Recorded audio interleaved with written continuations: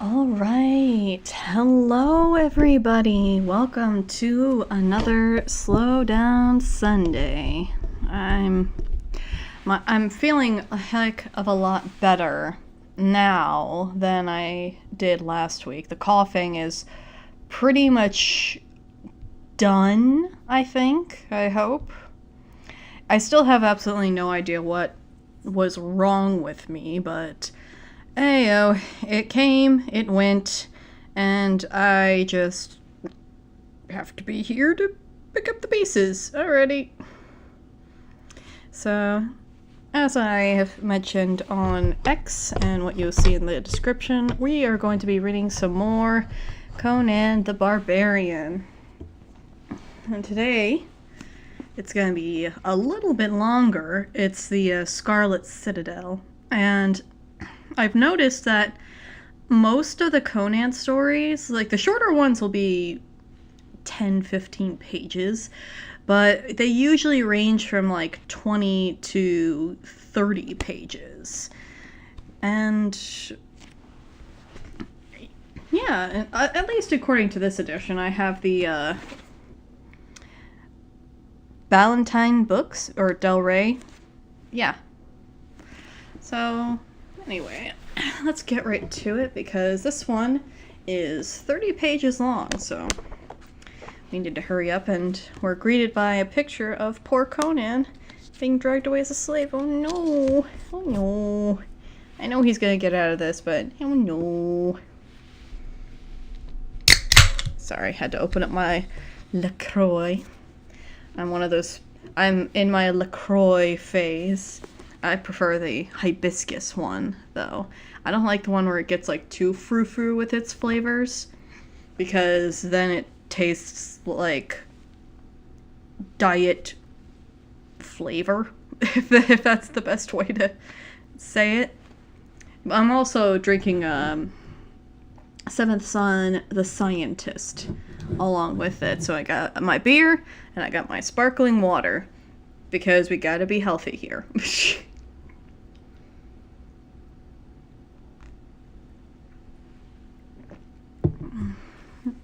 Alright. Robert E. Howard's Conan the Barbarian, The Scarlet Citadel. Part 1. And it looks like we're opening with a quote from an old ballad. They trapped the lion on Shamu's plain. They weighed his limbs with an iron chain. They cried aloud in the trumpet blast. They cried, "The lion is caged at last!" Woe to the cities of river and plain, if ever the lion stalks again. It's like one of those situations where it's like, that doesn't rhyme until you really finagle the pronunciation. But whatever. I'm a free verse poet, so I have no room to judge there.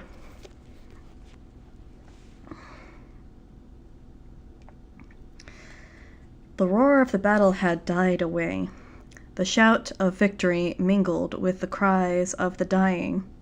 Like gay-hued leaves after an autumn storm, the fallen littered the plain. The sinking sun shimmered on burnished helmets, gilt-worked mail, silver breastplates, broken swords, and the heavy regal folds of silken standards, overthrown in pools of curdling crimson.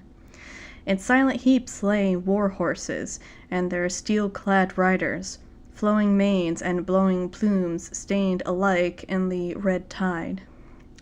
About them and among them, like the drift of a storm, were strewn slashed and trampled bodies in steel capes and leather jerkins, archers and pikemen.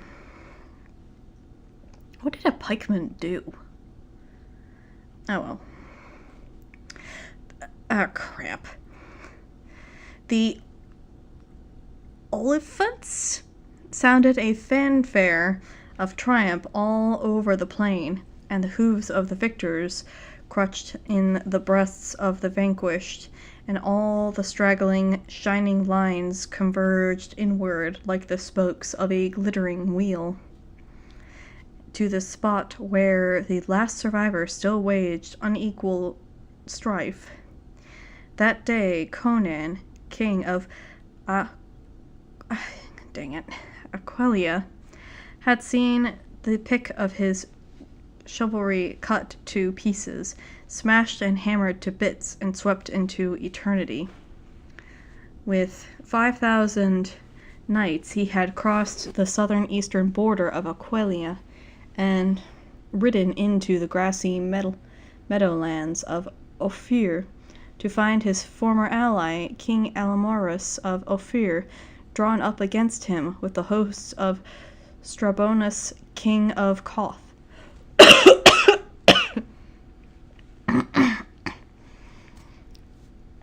Too late he had seen the trap. All that a man might do he had done with 5,000 cavalrymen against the 30,000 knights, archers, and spearmen of the conspirators. Without bowmen or infantry, he had hurled his armored horsemen against the oncoming host, had seen the knights of his foes in their shining mail go down before his lances, had torn the opposing center to bits, driving the river ranks headlong before him, only to find himself caught in a vice as the untouched wings closed in. Strabonus, Shemitish bowman, had wrought havoc among his knights, feathering them with their shafts that found every crevice in their armor, shooting down the horses and Kothian pikemen, rushing in to spear the fallen riders.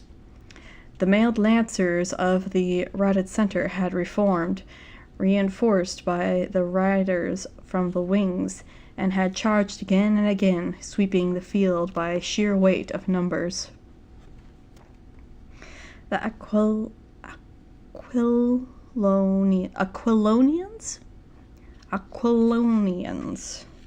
I hope I am pronouncing that correctly. The Aquilonians had not fled. They had died on the field, and of the 5,000 knights who had followed Conan southernward, not one left the field alive, and now the king himself stood at bay among the slashed bodies of his house troops, his back against a heap of dead horses and men. Ophirian knights in gilded mail leapt their horses over mounds of corpses to slash at the solitary figure. Squat Shemites with blue-black beards and dark-faced Kothian knights ringed him on foot.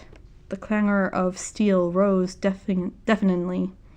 The black-mailed figure of the Western king loomed among his swarming foes, dealing blows like a butcher wielding a great cleaver. Riderless horses raced down the field. About his iron-clad feet grew a ring of mangled corpses. His attackers drew back from his desperate savagery, panting and livid. Now, through the yelling, cursing lines rode the lords of the conquerors. Strabonus, with his broad, dark face and crafty eyes. Amalurus, slendered, fastidious, treacherous, dangerous as a cobra, and the lean vulture, Thothalanti,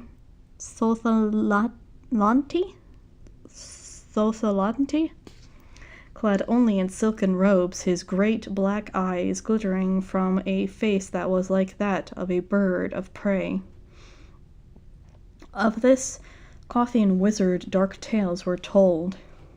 Tousle-headed women in northern and western villages frightened children with his name, and rebellious slaves were brought to Abbas submission quicker than by the lash, with the threat of being sold to him. Men said that he had a whole library of dark works, bound and skin flayed from living human victims, and that in nameless pits below the hill whereon his place sat, he trafficked with the powers of darkness, trading screaming girl slaves for unholy secrets. He was a real ruler of Koth. He's gonna die by the end of this story, isn't he? Now he grinned bleakly as the kings reined back a safe distance from the grim ironclad figure looming among the dead. Before the savage blue eyes blazing murderously from beneath the crest-dented helmets, the boldest shrank. Conan's dark-scarred face was darker yet with passion. His black armor was hacked to tatters and splashed with blood, his great sword red to the cross-piece. In this stress all the veneer of civilization had faded. It was a barbarian who faced his conquerors. Conan was a Cimmerian by birth, one of those fierce, moody hillmen who dwelt in their gloomy, cloudy land in the north. His saga, which had led him to the throne of Aquilonia, was the basis of a whole cycle of hero tales.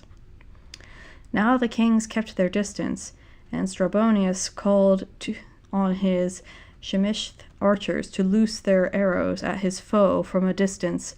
His captains had fallen like ripe grain before the Cimmerian's broadsword, and Strabonius, penurious of his knights as of his coins, was frothing with fury. But Sothia shook his head. "Take him alive." "Easy to say," snarled Strabonius, uneasy lest in some way the black-mailed giant might hew a path to them through the spears. "Who could take a man-eating tiger alive? By Ishtar, his heel is on the necks of my finest swordsmen. It took 7 years and stacks of gold to train each, and there they lie, so much kite's meat. Arrows, I say."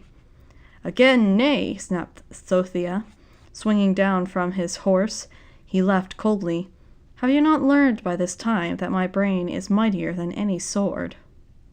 He passed through the lines of the pikemen, and the giants in their steel caps and mail brigandines shrank back fearfully, lest they so much as touch the skirts of his robe. Nor were the plumed knights slower in making room for him. He stepped over the corpses and came face to face with the grim king. The hosts watched in tense silence, holding their breath. The black-armored figure loomed in terrible menace over the lean, silk-robed shape, and notched, dripping sword hovering on high. "I offer you life, Conan," said Sothia, a cruel mirthing bubbling at the back of his voice. "I give you death, wizard," snarled the king, and backed by his iron muscles and ferocious hate, the great sword swung in a stroke meant to shear Sotha's lean torso in half. But even as the hosts cried out, the wizard stepped in, too quick for the eye to follow, and apparently merely laid an open hand on Conan's left forearm, over the rigid muscle of which the mail had hacked away. The whistling blade veered from its arc, and the mailed giant crashed heavily to the earth, to lie motionless. Sothia laughed silently. "Take him up and fear not. The lion's fangs are drawn." The kings reined in and gazed in awe at the fallen lion. Conan lay stiffly, like a dead man, but his eyes glared up at them, wide open and blazing with helpless fury. "What have you done to him?" asked Amaryllis uneasily. Sotha displayed a broad ring of curious design on his finger. He pressed his fingers together on the inner side of the ring. A tiny steel fang darted out like a snake's tongue. It is steeped in the juice of the purple lotus, which grows in the ghost-haunted swamps of southern Styga?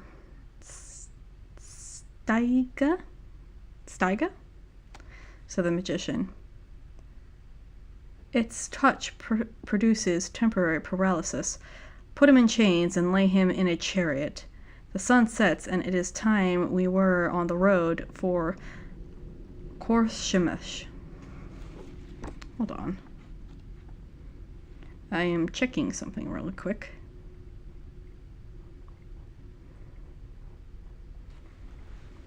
Nope, not the same person. Strabonus turned to his general Arbanus. We return to Korshemesh with the wounded. Only a troop of the loyal cavalry will accompany us. Your orders are to march at dawn to the Alquatian border and invest the city of Shamar. The Ophirians will supply you with food along the march. We will rejoin you as soon as possible with reinforcements. So the host, with its steel-sheathed knights, its pikemen and archers, and camp servants, went into camp in the meadowlands near the battlefield.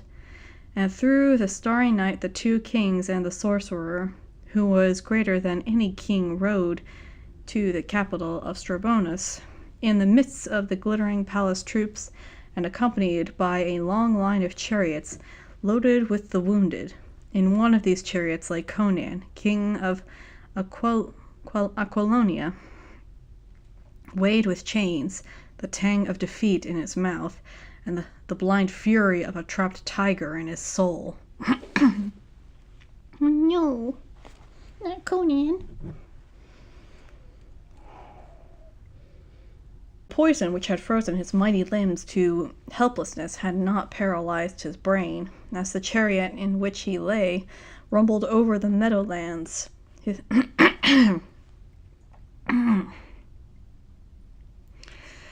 Sorry, appears the mucus had not completely gone away yet. Hold on.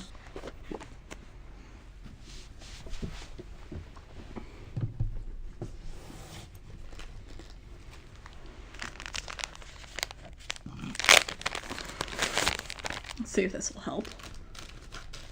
I'll get in there.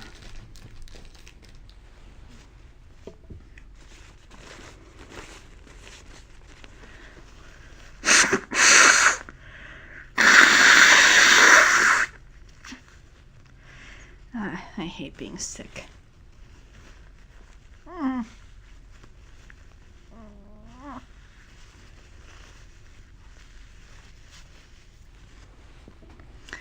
Oh, sorry for whoever just came in here. I was just blowing my nose real quick. Basically, battle happened, Conan lost, and now Conan is in chains. Alright.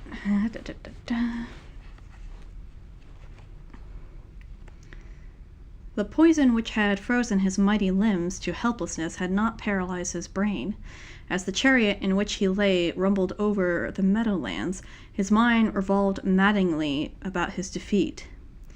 Amaryllis had sent an emissary imploring aid against Strabonus, who, he said, was ravaging his western domain, which lay like a tapered wedge between the border of Aquilonia and the vast southern kingdom of Koth. He asked only 1,000 horsemen and the presence of Conan to hearten his demoralized subjects. Conan now mentally blasphemed. In his generosity he had come with 5 times the number of the treacherous monarch had asked. In good faith he had ridden to Ophir, and had been confronted by the supposed rivals allied against him. It spoke significantly to his prowess that they had brought up a whole host to trap him and his 5,000. A red cloud veiled his vision. His veins swelled with fury, and in his temples a pulse throbbed maddeningly. In all his life he had never known a greater and more helpless wrath. In swift-moving scenes, the pageant of his life passed fleetingly before his mental eye, a panorama wherein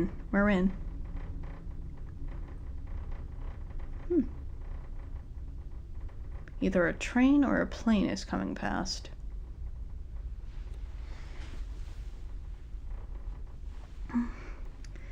In swift-moving scenes, the pageant of his life passed fleetingly before his mental eye, a panorama wherein moved shadowy figures which were himself in many guises and conditions.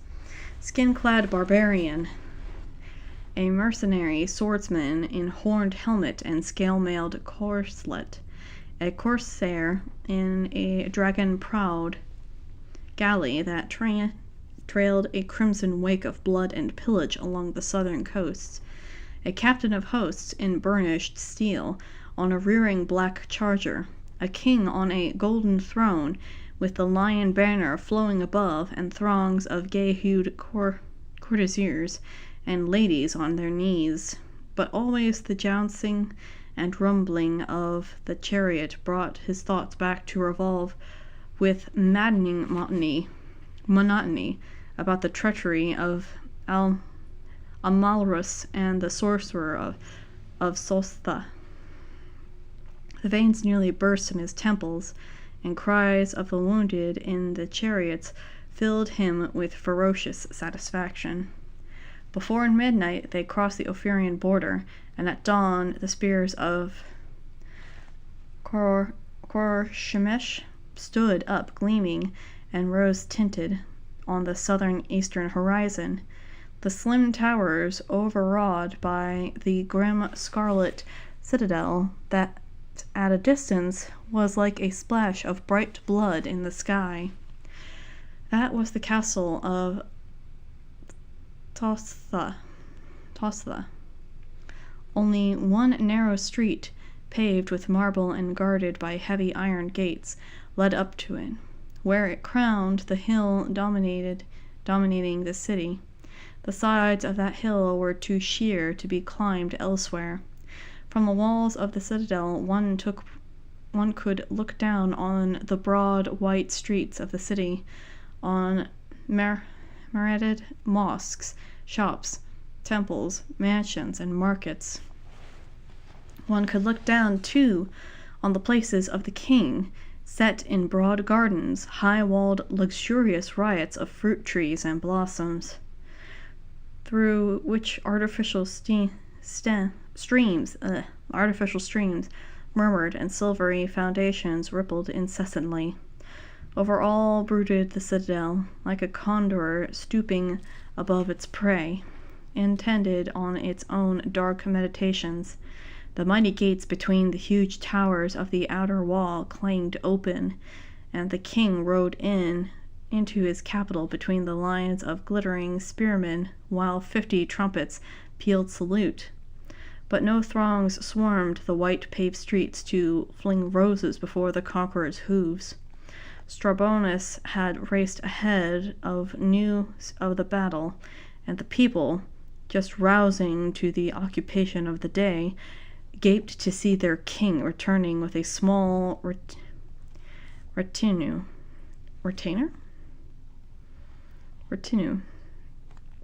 and were in doubt as to whether it portended victory or defeat. Conan, life sluggishly moving in his veins again, craned his neck from the chariot floor to view the wonders of this city, which men called the Queen of the South. He had thought to ride some day through these golden chast gates at the head of his steel-clad squadrons.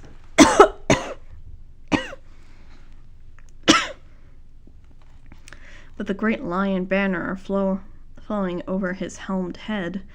Instead, he entered in chains, stripped of his armor, and thrown like a captive slave on the bronze floor of his conqueror's chariot. A wayward, devilish mirth of mockery rose from above his fury, but to the nervous soldiers who drove the chariot, his laughter sounded like the muttering of a rousing lion.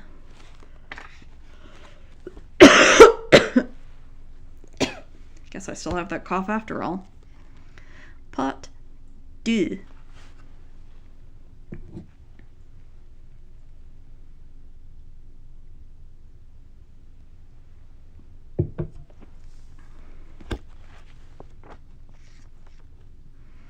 Are we keeping good time? I'd say we are.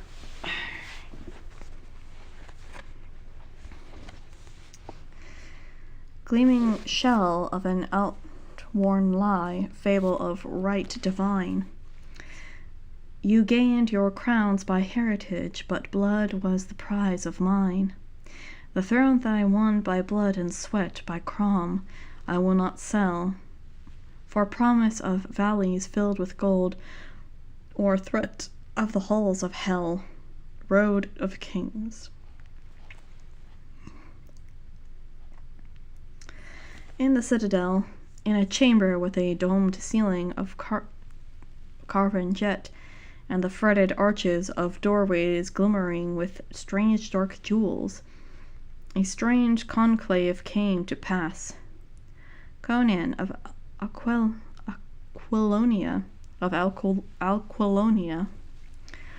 blood from unbandaged wounds caking his huge limbs, faced his captors.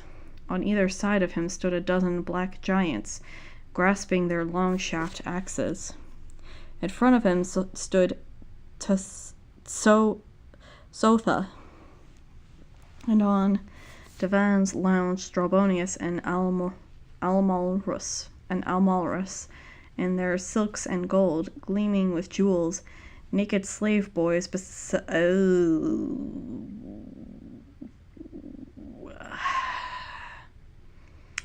So basically, the Citadel is Epstein Island. Okie dokie. Pouring wine into their cups carved of a single sapphire.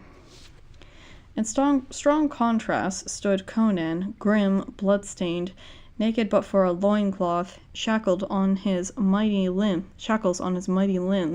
his blue eyes blazing beneath the tangled black mane which fell over his low, broad forehead.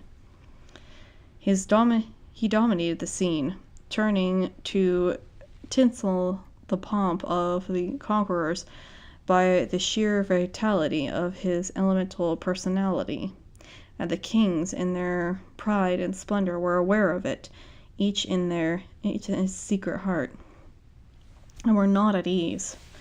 Only Sotha was not disturbed.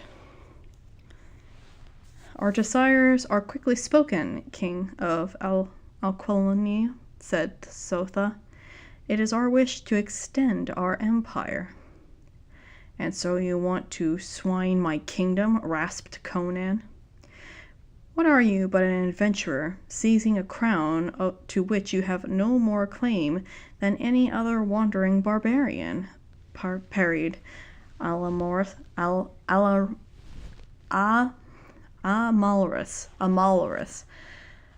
These names. "We're prepared to offer you suitable compensation." Compensation! It was a gust of deep laughter from Conan's mighty chest. "A price of infamy and treachery. I am a barbarian, so I shall sell my kingdom and its people for life and your filthy gold? Ha! How did you come to your crowns, you and that black-faced pig beside you? Your fathers did the fighting and the suffering, and handed their crowns to you on golden platters. What you inherited without lifting a finger, except to poison a few brothers, I fought for. You sit on satin and guzzle wine the people sweat for, and talk of divine rights and sovereignty. Bah! I climbed out of the abyss of naked barbarism to the throne, and in that climb I spilt my blood as freely as I have spilt that of others. If either of us has a right to rule men by Crom, it is I. How have you proved yourselves my superiors? I found Aquilonia in the grip of a pig like you, one who traced his genealogy for 1,000 years. The land was torn with the wars of the barons, and the people cried out under oppression and taxation. Today, no Aquilonian noble dares maltreat the humblest of my subjects, and the taxes of the people are lighter than anywhere else in the world. What of you? Your brother, Amalrus, holds the eastern half of your kingdom, and defies you. And you, Strabonius, your soldiers are even now besieging castles of a dozen or more rebellious barons. The people of both your kingdoms are crushed into the earth by tyrannous taxes and levies, and you would loot mine. Ha! Free my hands, and I'll varnish this floor with your brains.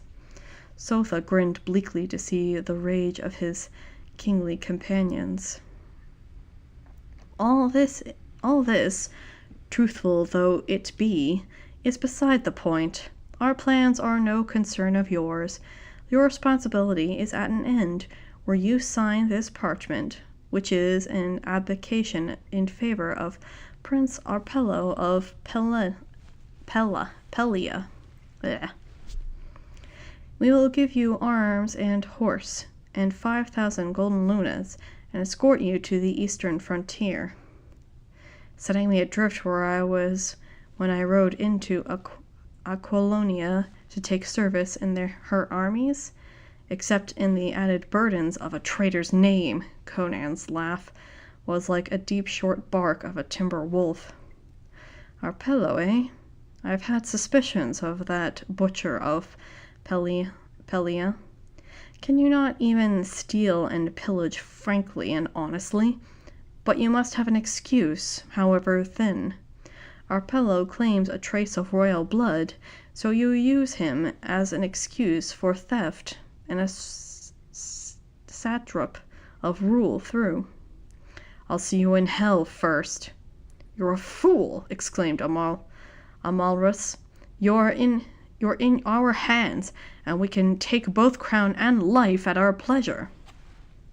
Conan's answer was neither kingly nor dignified, but characteristically instinctive in the man whose barbaric nature had never been submerged in his adopted culture. He spat full in Amalrus's eye. The king of Ophir leapt up with a scream of outraged fury. Groping at his slender sword, drawing it, he rushed at the Cimmerian, but Thotha intervened. Wait, your majesty, this man is my prisoner. Aside, wizard, shrieked Amalrus, manned by the glare of the Cimmerian's blue eyes. Back, I say, roared Sotha, roused to awesome wrath. His lean hand came from his wide sleeve and cast a shower of dust into the Othirian's contoured face. Amalrus cried out and staggered back, clutching at his eyes, the sword falling from his hand. He dropped limply on the divan, while the Cothian guards looked on stolidly, and King Strabonus hurriedly gulped another goblet of wine, holding it with his hands and trembled. Blech. Amalrus lowered his hands and shook his head violently. Intelligence slowly sifted back into his gray eyes. I went blind, he growled. What did you do to me, wizard? Merely a gesture to convince you who was the real master, snapped Thotha. The mask of his formal pretense dropped, revealing the naked evil personality of the man. Strabonus had learned his lesson. Let you learn yours. It was but a dust I found in this Stygian tomb, which I flung into your eyes. If I brushed out their sight again, I will leave you to grope in darkness for the rest of your life. Amalrus shrugged his shoulders, smiled whimsically, and reached for a goblet, dissembling his fear and fury. A polished diplomat, he was quick to regain his poise. Sotha turned to Conan, who had stood impenetrably during the episode. At the wizard's gesture, the blacks laid hold of their prisoner and marched him behind Sotha, who led the way out of the chamber through an arched doorway into a winding corridor whose floors was of many hues mosaics, whose walls were inland, golden centers, filled the corridors with dreamy perfumed clouds. They turned down a smaller corridor, done in jet and black jade, gloomy and awful, which ended at a brass door, over whose arch a human skull grinned horrifically. At this door stood a fat, repellent figure, dangling a bunch of keys, Sotha's chief eunuch. Shh. Shukeli, of whom grisly tales were whispered. A man with whom a bestial lust for torture took the place of normal human passions. The brass door led into a narrow stair that seemed to wind down into the very bowels of the hill on which the citadel stood. Down these stairs went the band, to halt at last at an iron door, the strength of which seemed unnecessary. Evidently it did not open out outer air, yet it was built as if to withstand the battering of mangonels and rams. Mangonels? What on earth?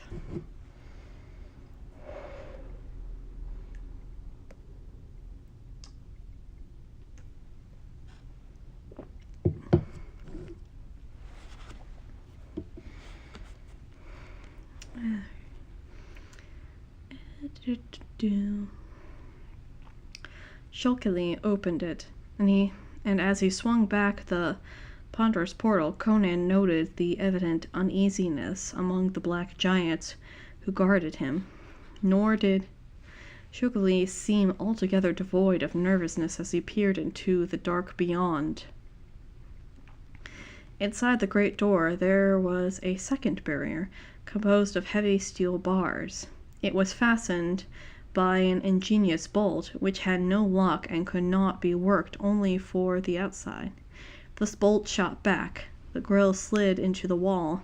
They passed through into a broad corridor, the floor, walls, and arched ceiling of which seemed to be cut out of solid stone. Conan knew he was far underground. Even below the hill itself, the darkness pressed in on the guardsmen's torches like a sentient, animate thing. They made the king fast to a ring in the stone wall. Above his head, in a niche in the wall, they placed a torch so that he stood in a dim semicircle of light. The blacks were anxious to be gone.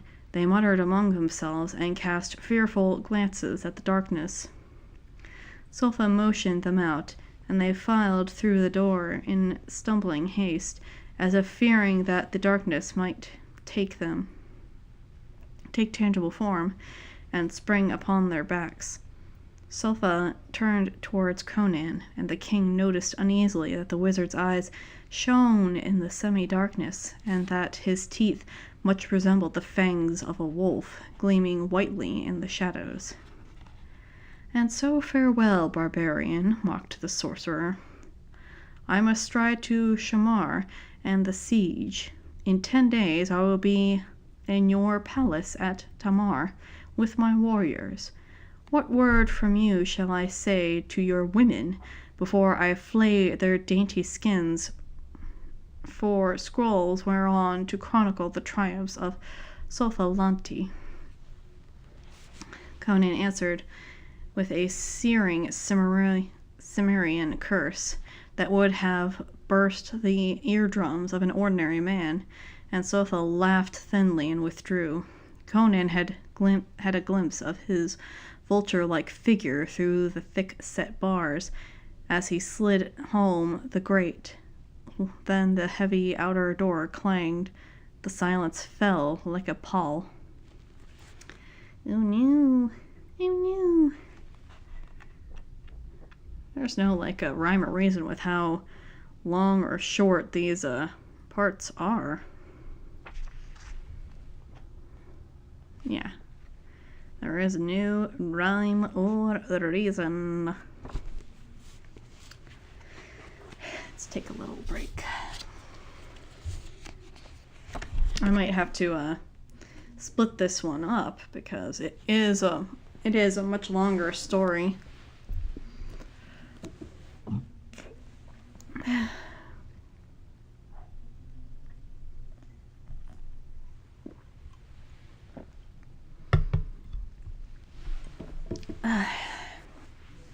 LaCroix.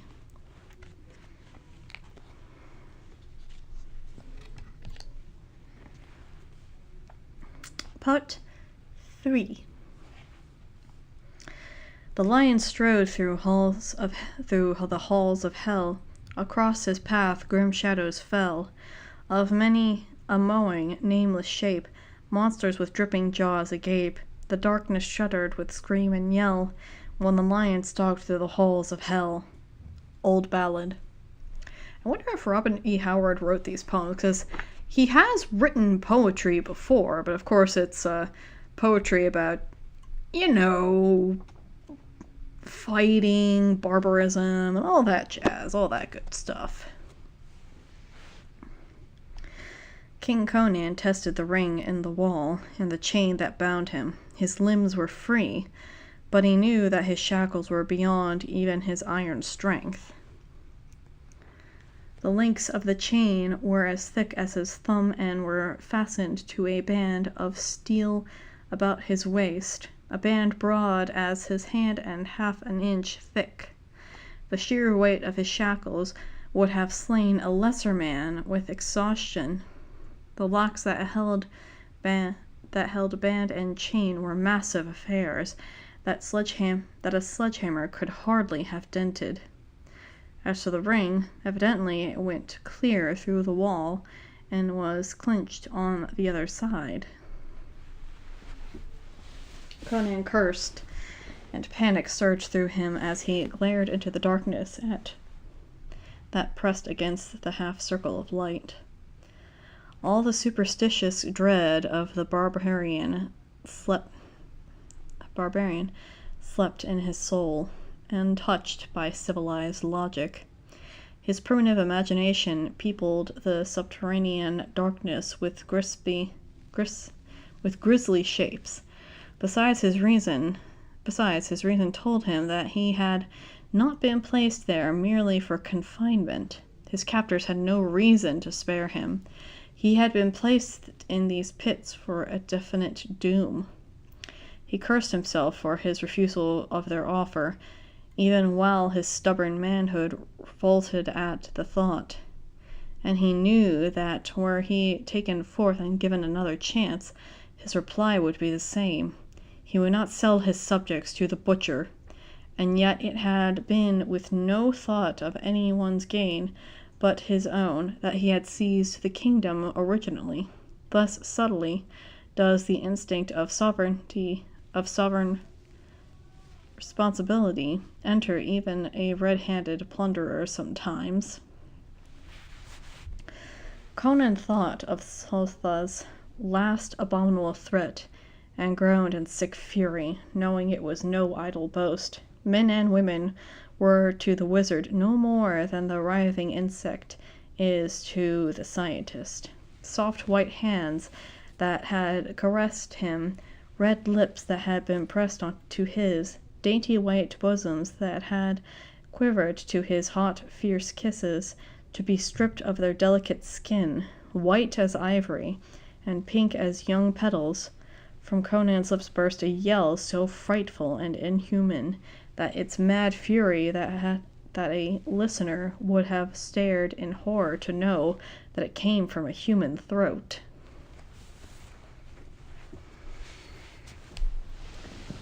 Time to light another incense.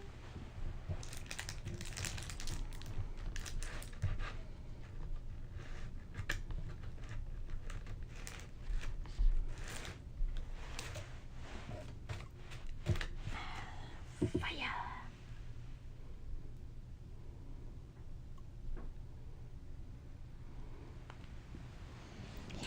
Fire. Fire.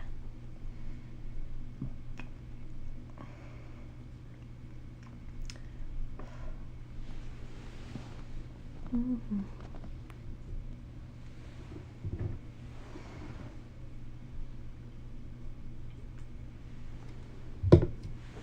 All right.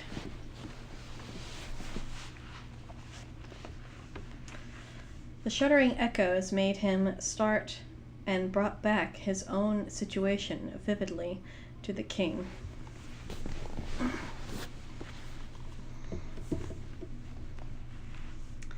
He glared fearsomely at the outer gloom and thought of the grisly tales he had heard of Slifa's necromantic cruelty, and it was with an icy sensation down his spine that I realized that these must be the very halls of horror named in the shuddering legendary, the tunnels and dungeons wherein Slifa performed horrible experiments with beings, human, bestial, and, it was whispered, demonic, tampering blasphemously with the naked basic elements of life itself.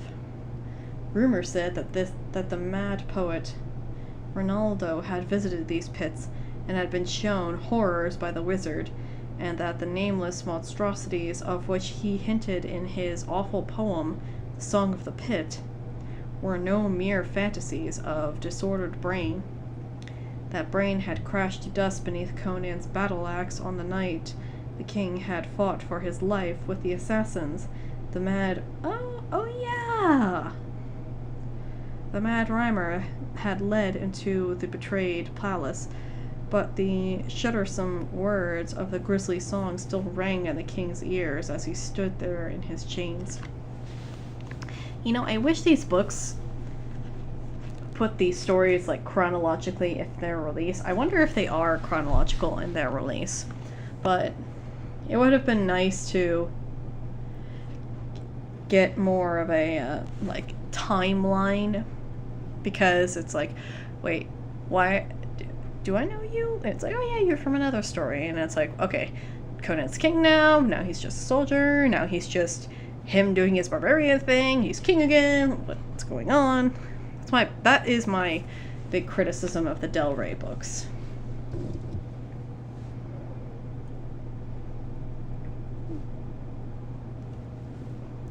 Oh, by the way, the Leviathan book, the Sherlock Holmes Leviathan book, it's apparently getting close to being produced. Yay! I can't wait to read it.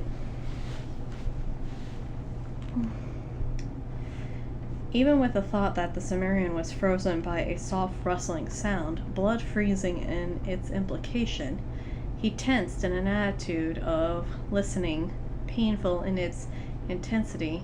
An icy hand stroked his spine. It was an unmistakable sound of pellant scales slithering softly over stone. Cold sweat beaded his skin, as beyond the ring of dim light he saw a vague and colossal form, awful even in its indistinctness. It reared upright, swaying slightly, and yellow eyes burned icily on him from the shadows. Slowly a huge, hideous, wedge-shaped head took form before his dilated eyes, and from the darkness oozed, in flowing scaling coils, the ultimate horror of reptilian development. It was a snake that dwarfed all Conan's previous ideas of snakes. 80 feet in... Oh, this is that famous Conan illustration. Yeah! It stretched from its pointed tail to its triangular head, which was bigger than that of a horse. In the dim light, its scales glistened coldly, white as hoarfrost. Surely this reptile was one born and grown in darkness, yet its eyes were full of evil and sure sight. It looped its tightened coils in front of the captive, and the giant head on the arching neck swayed a matter of inches from his face. Its forked tongue almost brushed his lips as it darted in and out, and its fetid odor made his senses reel with nausea. The great yellow eyes burned into his, and Conan gave back the glare of a trapped wolf. He fought against the mad impulse to grasp the great arched neck in his tearing hands. Strong beyond the comprehension of civilized man, he had broken the neck of a python in a fiendish battle on the Stygian coast in his Corsair days. Corsair? Huh. Another word I need to look up. But the neck of the python in a fiendish battle on the But this reptile was venomous. He saw the great fangs, a foot long, carved like scimitars. From them dripped a colorless liquid that he instinctively knew was death. He might conceivably crush that wedge-shaped skull with a desperate clenched fist, but he knew that at his first hint of movement, the monster would strike like lightning. It was not because of any logical reasoning process that Conan remained motionless, since reason might have told him, since he was doomed anyway, to goad the snake into striking and get it over with. But it was the blind black instinct of self-preservation that held him rigid as a statue blasted out of iron. Now the great barrel reared up, and the head was poised high above his own, as the monster investigated the torch. A drop of venom fell on his naked thigh, and the feel of it was like a white-hot dagger driven into his flesh. Red jets of agony shot through Conan's brain, yet he held himself immovable. Not by the twitching of a muscle, nor the flicker of an eyelash did he betray the pain of the hurt that left a scar he bore to the day of his death.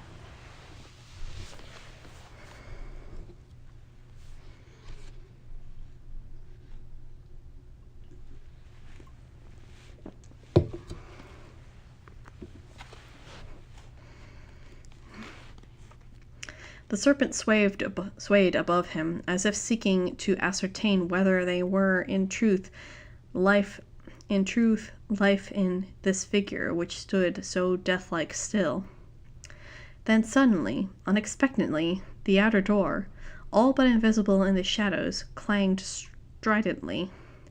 The serpent, suspicious as all its kind, whipped about with the quickness incredible of its bulk, and vanished with the long-drawn slithering towards the corridor. The door swung open and remained open. The grille was withdrawn, and a huge dark figure was framed in the glow of torches outside. The figure glided in, pulling the grille partly to behind it, leaving the bolt poised. As it moved into the light of the torch over Conan's head, the king saw that it was a gigantic black man, stark naked, bearing in one hand a huge sword and in another a bunch of keys. The black spoke in a sea-coast dialect, and Conan replied. He had learned the jargon while in Corsair on the coast of Kush. "Long have I wished to meet you, Amara." The black gave Conan the name Amara the Lion, by which the Cimmerian had been known to the Kushites in his piratical days. The slave's woolly skull split in an animal-like grin, showing white tusks, but his eyes glinted readily in the torchlight. "I have dared much for this meeting. Look, the keys to your chain. I stole them from Shukali. What will you give me for them?" He dangled the keys in front of Conan's eyes. 10,000 golden lunas, answered the king quickly, new hope surging fiercely in his breast. "Not enough," cried the black in a ferocious exultation shining in his ebon countenance. "Not enough for the risks I'd take. Sotha's pets might come out of that dark and eat me. And if Skulkily finds out I stole his keys, he'll hang me up by my... Well, what will you give me?" "Oh dear, hang him up by his dick. That is a cruel death." 15,000 lunas and a palace in Potian, offered the king. The black yelled and stamped in a frenzy of barbaric gratification. "More!" he cried. "Offer me more! What will you give me?"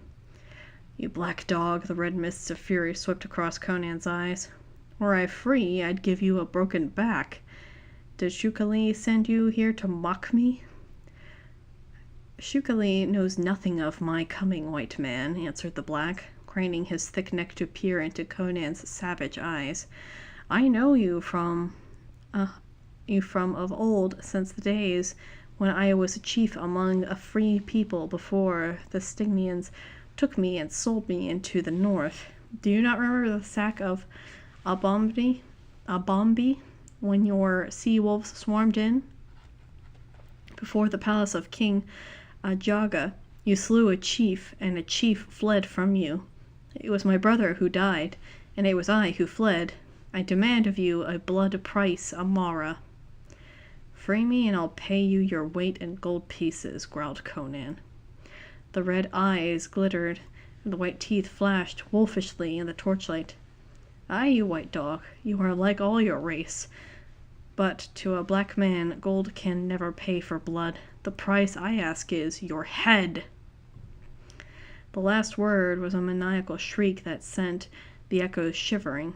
Conan tensed, unconsciously straining against his shackles in his abhorrence of dying like a sheep. Then he was frozen by a greater horror. Over the black man's shoulder he saw a vague, horrific form swaying in the darkness. So thou will never know, laughed the black man fiendishly. Or the black fiendishly. Too engrossed in his gloating triumph to take heed of anything else, too drunk with hate to know that death swayed behind his shoulder. He will not come into the vaults until the demons have torn your bones from their chains. I will have your head, Amara. He braced his knotted legs like ebon columns and swung up the massive sword in both hands, his great black muscles rolling and crackling in the torchlight. And at that instant the titanic shadow behind him darted down and out, and the wedge-shaped head smote with an impact that re-echoed down the tunnels. Not a sound came from the thick, blubbery lips that flew wide in fleeting agony. With a thud of the stroke, Conan saw the life go out in the wide, black eyes, with the suddenness of a candle blown out. Dang, dude, probably shouldn't have gone in there in the first place.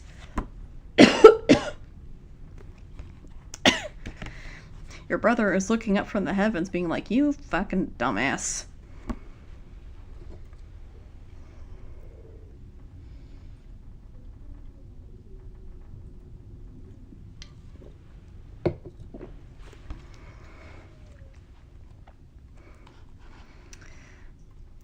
The blow knocked the great black body clear across the corridor, and horribly the gigantic, sinuous shape whipped about in glistening coils that hid it from view, and the snape and splintering of bones came plainly to Conan's ears. Then something made his heart leap madly.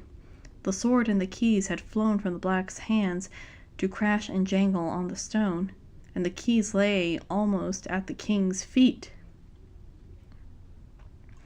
He tried to bend to them, but the chain was too short, almost suffocated by the mad pounding of his heart. He slipped one foot from its sandal and gripped them with his toes, drawing his foot up. He grasped them fiercely, barely stifling the yell of ferocious exultation that rose instinctively to his lips. An instant's fumbling with the huge locks, and he was free. He caught up the fallen sword and glared about. Only empty darkness met his eyes, into which the serpent had dragged a mangled, tattered object that only faintly resembled a human body.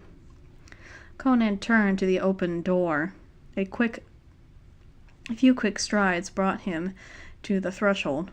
A squeal of high-pitched laughter shrilled through the vaults, and the grill shot home under his very fingers. The bolts crashed down. Through the bars, peering a face like a fiendish mocking cavern gargoyle, Shukali the eunuch, who had followed his stolen keys. Surely he did not, in his gloating, see the sword in the prisoner's hand. With a terrible curse, Conan struck as a cobra strikes.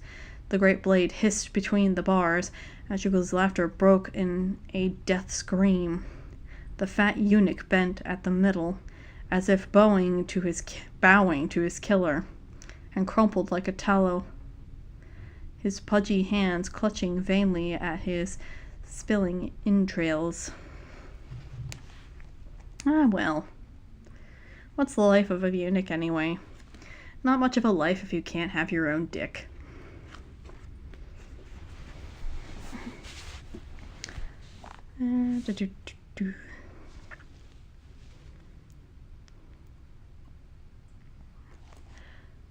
Ah, yes.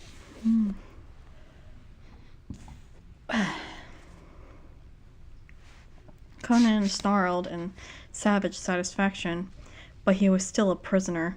His keys were futile against the bolts which would be worked only from the outside.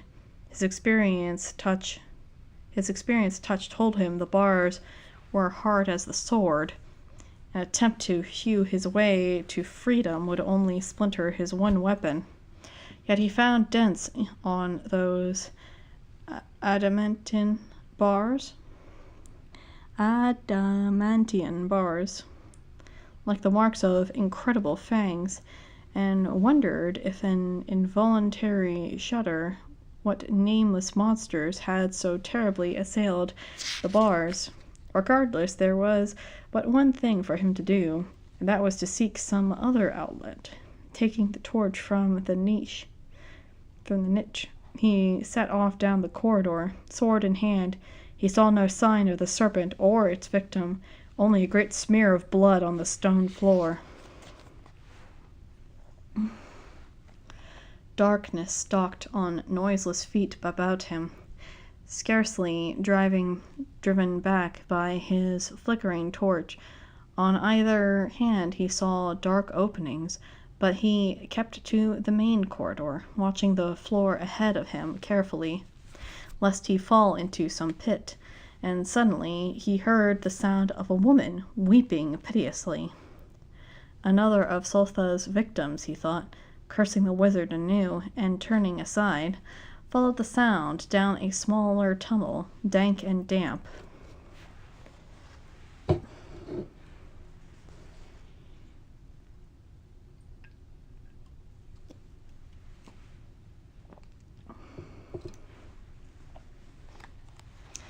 The weeping grew nearer as he advanced, and lifted his torch as he made out a vague shape in the shadows.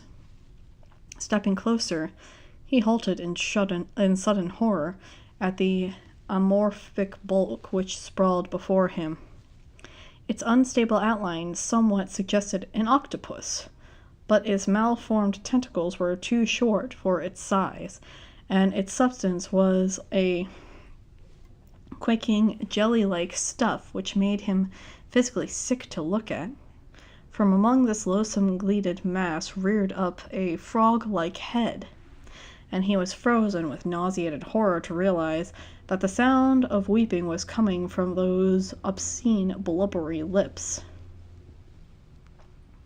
The noise changed to an abominable, high-pitched tittering, at the great unstable eyes of the monstrosity rested on him, and it hitched its quaking bulk towards him. He backed away and fled up the tunnel, not trusting his sword.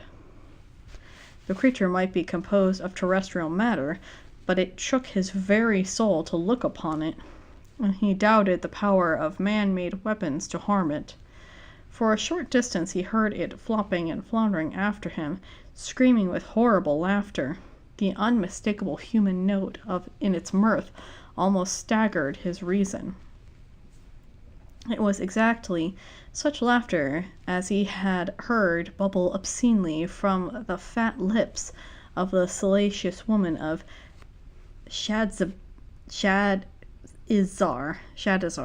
city of wickedness, when captive girls were stripped naked on the public auction block. But what hellish arts had Sotha brought this unnatural being into life? Conan felt vaguely that he had looked on blasphemy against the eternal laws of nature. Would a barbarian have any concept of blasphemy? That's my question. Hold on a sec. I'm going to take off this sweatshirt I got on. I'm getting a little warm in here.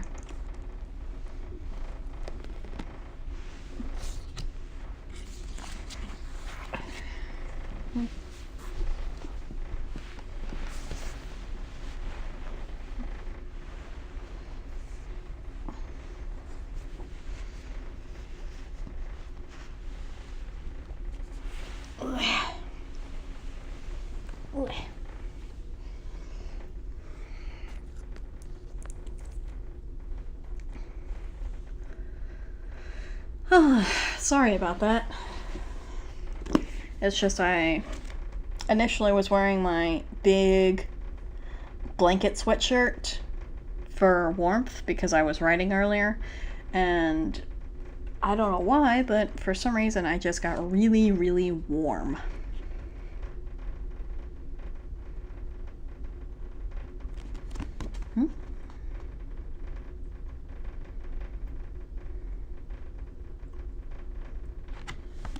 Oh, sorry. I was reading something in the interior cover that I just now noticed.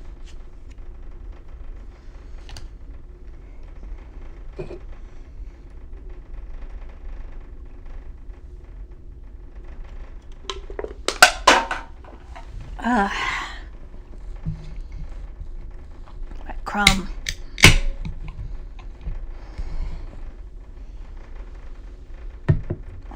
Alright.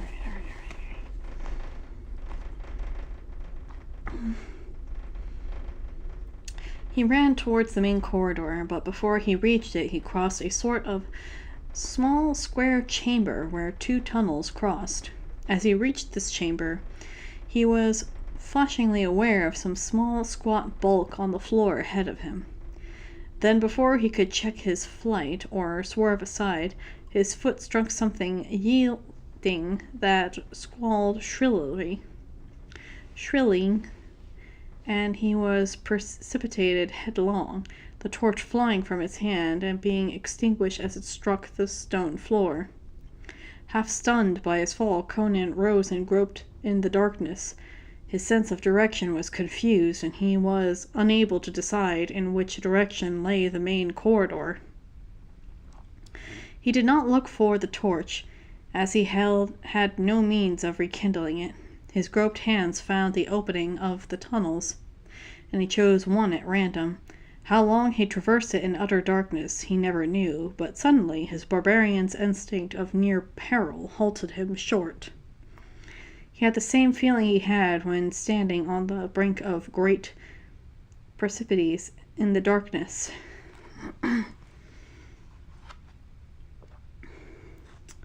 Dropping to all fours, he edged forward, and presently his outflung hand encountered the edge of a well into which the tunnel floor dropped abruptly. As far down as he could reach, the sides fell away sheerly, dank and slimy to his touch. He stretched out an arm in the darkness and could barely touch the opposite edge with the point of his sword. He could leap across it, but there was no point in that. He had taken the wrong tunnel, and the main corridor lay somewhere else behind him. Even as he thought this, he felt a faint movement in the air. A shadowy wind rising from the well, stirring his black mane. Conan's skin crawled. He tried to tell himself that this well connected somehow with the outer world, but his instincts told him it was a thing unnatural. He was not merely inside the hill, he was below it, far below the level of the city streets. How then could an outer wind find its way into the pits and blow up from below? A faint throbbing pulsed on that ghostly wind, like drums beating far, far below. A strong shudder shook the king of Aquilonia. He rose to his feet and backed away, and he did something, and as he did, something floated up from the well. What it was, Conan did not know. He could see nothing in the darkness, but he distinctly felt a presence, an invisible, intangible intelligence, which hovered manglingly near him. Turning, he fled the way he had come. Far ahead he saw a tiny red spark. He headed for it, and long before he thought he could have reached it, he caromed headlong into a solid wall, and saw the spark at his feet. It was his torch. The flame extinguished, but the end a glowing coal. Carefully he took it up and blew it upon it, fanning it into flame again. He gave a sigh as the tiny blaze leapt up. He was back in the chamber where the tunnels crossed, and his sense of direction came back. He located the tunnel by which he had left the main corridor, and even as he started towards it, his torch flame flickered wildly as if blown upon by unseen lips. Again he felt a presence, and he lifted his torch, glaring about. He saw nothing, yet he sensed somehow an invisible, bodiless thing that hovered in the air, dripping slimily and mouthing obscenities that he could not hear but was in some instinctive way aware of. He swung viciously with his sword, and it felt as if he were cleaving cobwebs. The cold horror shook him then, and he fled down the tunnel, feeling a foul, burning breath on his naked back as he ran. But then he came out into the broad corridor. He was no longer aware of any presence, visible or invisible. Down he went, momentarily expecting fanged and taloned fiends to leap at him from the darkness. The tunnels were not silent. From the bowels of the earth in all directions came sounds that did not belong in a sane world. There were titterings, squealings of demonic mirth, long shuddering howls, and once the unmistakable squalling laughter of a hyena ended awfully in human words of shrieking blasphemy.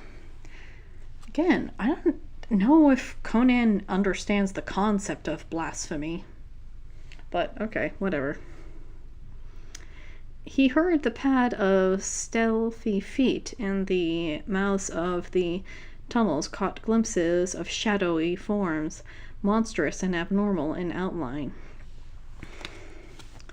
It was as if he had wandered into hell, a hell of Sosalante's making. But the shadowy thing did not come into the great corridor, though he distinctly heard the greedily sucking in of slavering lips and felt the burning glare of hungry eyes.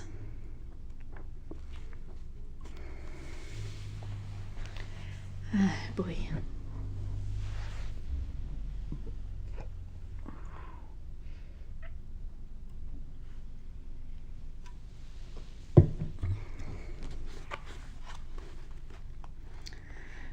And presently he knew why. A slithering sound behind him electrified him, and he leapt into the darkness of a nearby tunnel, shaking out his torch. Down the corridor he heard the great serpent crawling sluggishly from its recent grisly meal. From his very side something whispered in fear and slunk away in the darkness. Evidently the main corridor was the great snake's hunting ground, and the other monsters gave it room. To Conan, the serpent was the least horror of them. He almost felt a kinship with it, when he remembered the weeping, tittering obscenity and the dripping, mouthing thing that came out of the well. At least it was of earthly matter. It was crawling death, but it threatened only physical existence, whereas these other horrors menaced mind and soul as well. He looks at the snake now and he's like, I can handle it.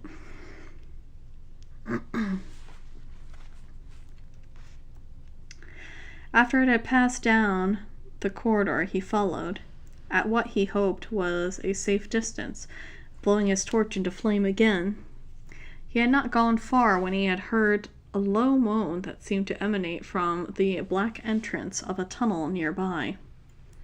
Caution warned him on, but curiosity drove him to the tunnel, holding high the torch that was now little more than a stump. He was braced for the sight of anything, yet what he saw was what he had least expected. He was looking into a broad cell, and the space of this was caged off with closely set bars extending from floor to ceiling, set firmly in the stone.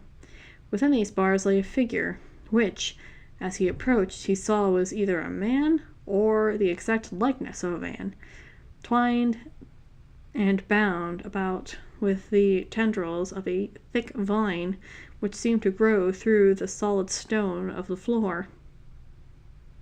It was covered with strangely pointed leaves and crimson blossoms, but the sandy red of the natural petals, not the sandy red of natural petals, but a livid, unnatural crimson, like a perversity of flowery life. Its clinging pallid branches wound about the man's naked body and limbs, seemingly to caress his shrinking flesh with lustful, avid kisses. One great blossom hovered exactly over his mouth. A low, bestial moaning drooled from the loose lips. The head rolled as if in unbearable agony, and the eyes looked full at Conan. But there was no light of intelligence in them. They were blank, glassy, the eyes of an idiot. Oh boy.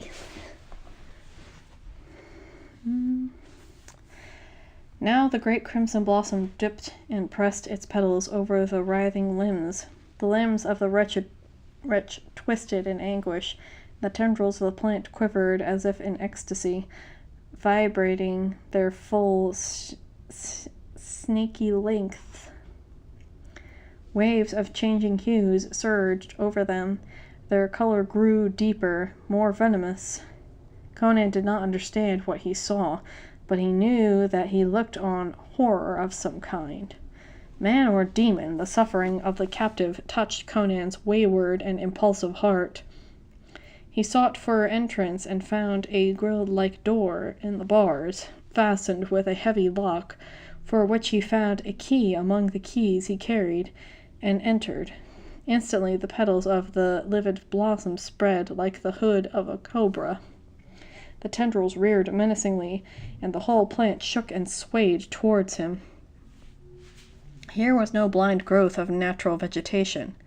Conan sensed a malignant intelligence. The plant could see him, and he felt its hate emanate from it in almost tangible waves. Stepping warily nearer, he marked the root stem and repulsively supple stalk thicker than his thigh. And even as the long tendrils arched towards him with a rattle of leaves and hiss, he swung his sword and cut through the stem with a single stroke. Instantly the wretch in its clutches was thrown violently aside as the great vine lashed and knotted like a beheaded serpent, rolling into a huge irregular ball. The tendrils thrashed and writhed, the leaves shook and rattled like castanets, and the petals opened and closed convulsively. Then the whole length straightened out limply, the vivid colors paled and dimmed, a reeking white liquid oozed from the severed stump. Conan stared, spellbound.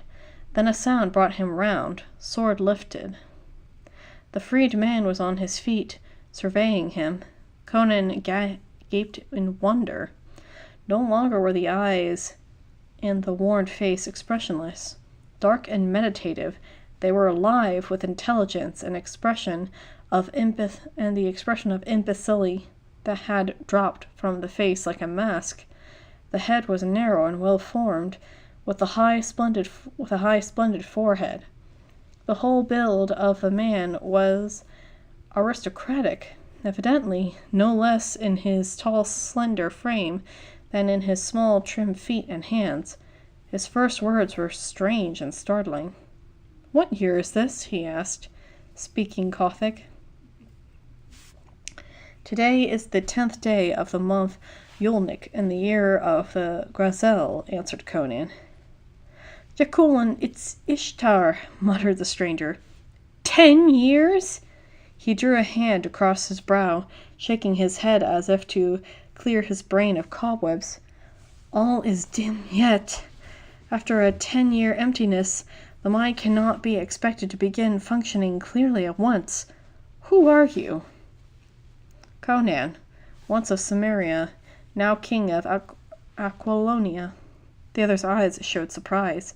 Indeed? And the Namdides? I strangled him on his throne. And Namdides? I strangled him on his throne the night I took the royal city, answered Conan. A certain Nevete, in the king's reply, twitched the stranger's lips. Pardon, your majesty. I should have thanked you for the service you have done me. I am like a man woken suddenly from a sleep deeper than death, and shot with nightmares of agony more fierce than hell, but I understand that you delivered me. Tell me, why did you cut the stem of the plant, Yogtha, instead of tearing it up by the roots? Because I learned long ago to avoid touching with my flesh that which I do not understand, answered the Cimmerian. Well for you, said the stranger. Had you been able to tear it up, you might have found things clinging to the roots against which not even your sword would prevail. Yothga's roots are set in hell. But who are you? Demanded Conan. Men call me Peleus. What? Cried the king. Peleus the sorcerer? Thessalonti's rival, who vanished from the earth 10 years ago? Not entirely from the earth, answered Peleus, with a weary smile. Sotha preferred to keep me alive in shackles more grim than rusted iron. He pent me in here with this devil flower, whose seeds drifted down through the black cosmos from Yog the Accursed, and found fertile fields only in the maggot-writhed corruption that seethes in the floors of hell. I could not remember my sorcery, and the words and symbols of my power, with the cursed thing gripping me and drinking my soul with its loathsome caresses. It sucked the contents of my mind day and night, leaving my brain as empty as a broken wine jug. 10 years Ishtar preserved us. Conan found no reply, but stood holding the stump of the torch and trailing his great sword. Surely the man was mad, yet there was no madness in the dark eyes that rested so calmly on him. Tell me, is the Black Wizard in Gorishmish? But no, you need not reply. My powers begin to wake, and I sense in your mind a great battle and a king trapped by treachery. And I see Sotha Lanti riding hard for the Tibor with Strabonus and the king of Ophir. So much the better. My art is too frail from the long slumber to face Sotha yet. I need some time to recruit my strength, to assemble my power. Let us go forth from these pits. Conan jangled his keys discouragedly. The grille to the outer door is made fast by a bolt which can be worked only from the outside. Is there no other exit from these tunnels? Only one, which neither of us would care to use, seeing that it goes down and not up, laughed Peleus. But no matter. Let us see to the grille. He moved towards the corridor with uncertain steps, as of long unused limbs, which gradually became more assured. As he followed, Conan remarked uneasily, There is a cursed big snake creeping about this tunnel. Let us be wary lest we step into its mouth. I remember him of old, answered Peleus grimly. The more I was forced to watch while 10 of my acolytes were fed to him. He is Satha, the Old One, chiefest of Sotha's pets. Did Sotha dig these pits for no other reason than to house his cruel monstrosities? Asked Conan. He did not dig them. When the city was founded 3,000 years ago, there were ruins from an earlier city on and about this hill. King Khosus V, the founder, built his palace on the hill, and digging cellars beneath it, came upon a walled-up doorway which he broke into and discovered the pits, which were about as we see them now. But his Grand Vizier came to such a grisly end in them that Croesus, in his fright, walled up the entrance again. He said the Vizier fell into a well, but he had the cellars filled in, and later abandoned the palace itself, and built himself another in the suburbs, from which he fled in a panic on discovering some black mold scattered on the marble floor of his palace one morning. He then departed with his whole court to the eastern corner of this kingdom, and built a new city. The palace on the hill was not used and fell into ruin. When Acutho I received the long glorious of Korishmish, he built a fortress there. It remained for Thosalanti to rear the Scarlet Citadel and open the way to the pits again. Whatever fate overtook the Grand Vizier of Kosthus, Thosa avoided it. He fell into no well, though he did descend into a well he found, and came out with a strange expression which has not since left his eyes. I have seen that well, but I do not care to seek it for wisdom. I am a sorcerer, and older than men reckon, but I am human. As for Thosa, men say that a dancing girl of Shadzir slipped too near the pre-human ruins on Dagoth Hill and woke in the grip of a black demon. From that unholy union was spawned an accursed hybrid man called Thosalanti.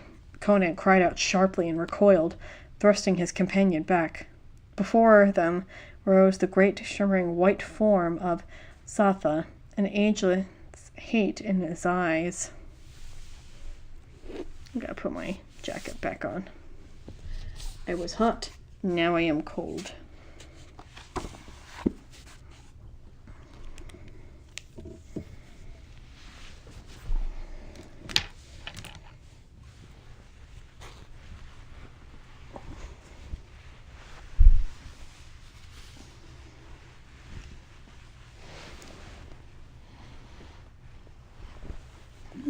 I get to light some more stuff on fire now. Yay! By the way, I am not lighting this stuff on fire to make my place smell better. I just like the scent of it.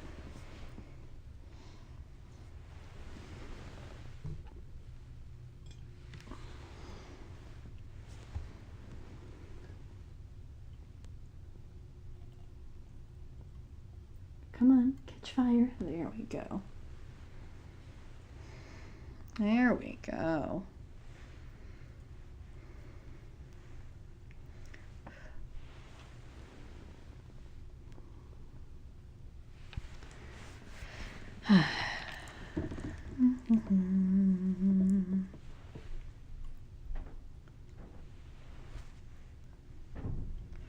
If this does anything. Does this do anything? No, not really. Oh well. Do do do do.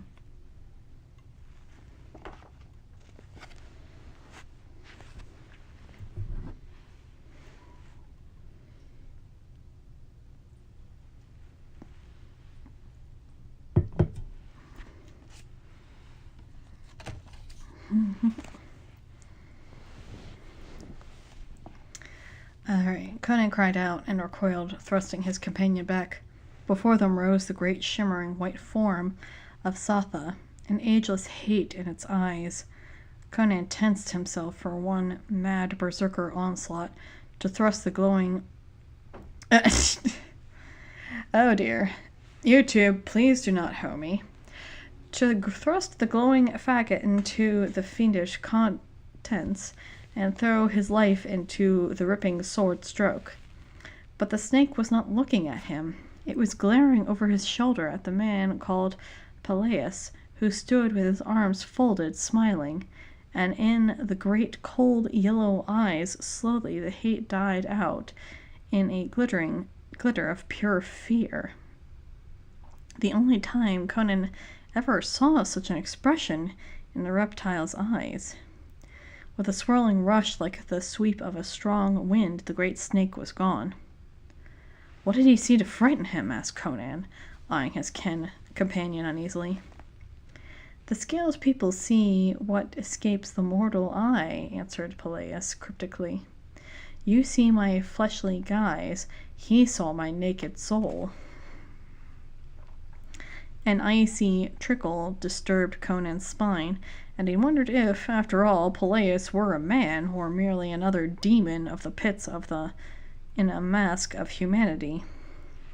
He contemplated the advisability of driving his sword through his companion's back without further hesitation, but while he pondered, they came to the steel grille, etched blackly in the torches beyond, and the body of Shulkily still slumped against the bars in a curdled welter of crimson. Peleus laughed, and his laugh was not pleasant to hear.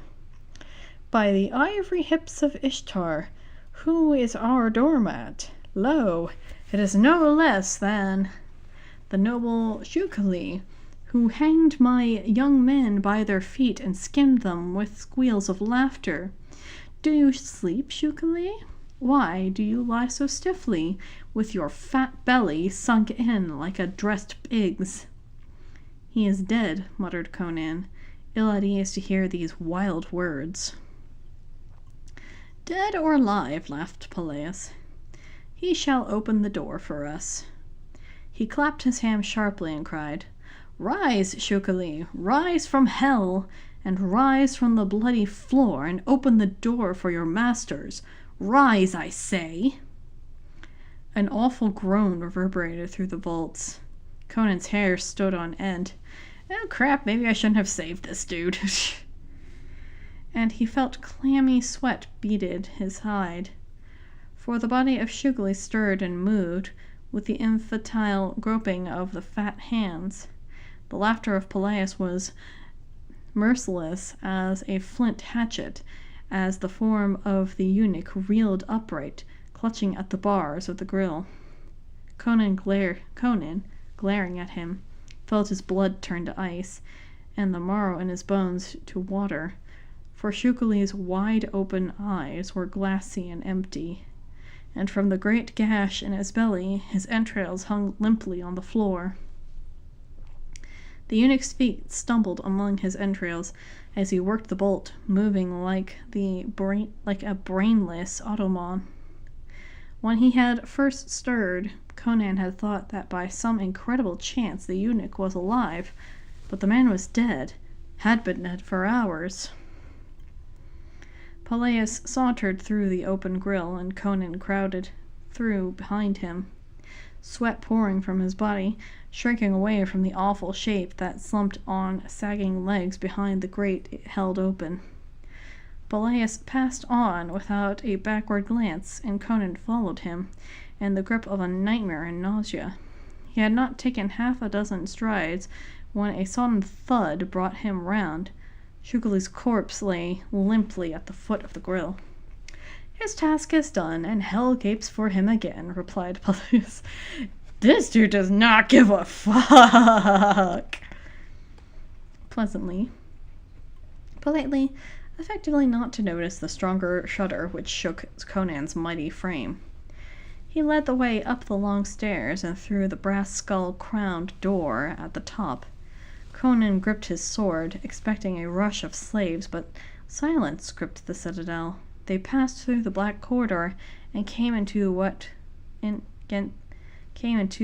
that which the censers swung, billowing forth their everlasting incense. Still they saw no one. "The slaves and soldiers are quartered in another part of the citadel," remarked Peleus. "Tonight, their master being away, they doubtless lie drunk on the wine or lotus juice." Conan glanced through an arch, golden-silled window that lay out upon a broad balcony, and swore in surprise to see the dark blue, star-feckled sky. It had been shortly after sunrise when he was thrown into the pits. Now it was past midnight. He could scarcely realize he had been so long underground. He was suddenly aware of thirst and ravenous appetite. Peleus led the way into a gold-domed chamber, floored with silver, its lapis lazuli walls pierced by the fretted arches of many doors. With a sigh, Peleus sunk into a silken divan. Golden silks again, he sighed. So the effects to be above the pleasures of the flesh, but he is half devil. I am human, despite my black arts. I love ease, good cheer. That's how Thotha trapped me. He caught me helpless with drink. Wine is a curse. By the ivory blossom of Ishtar, even as I speak of it, the traitor is here. Friend, please pour me a goblet. Hold, I forgot that you are a king. I will pour.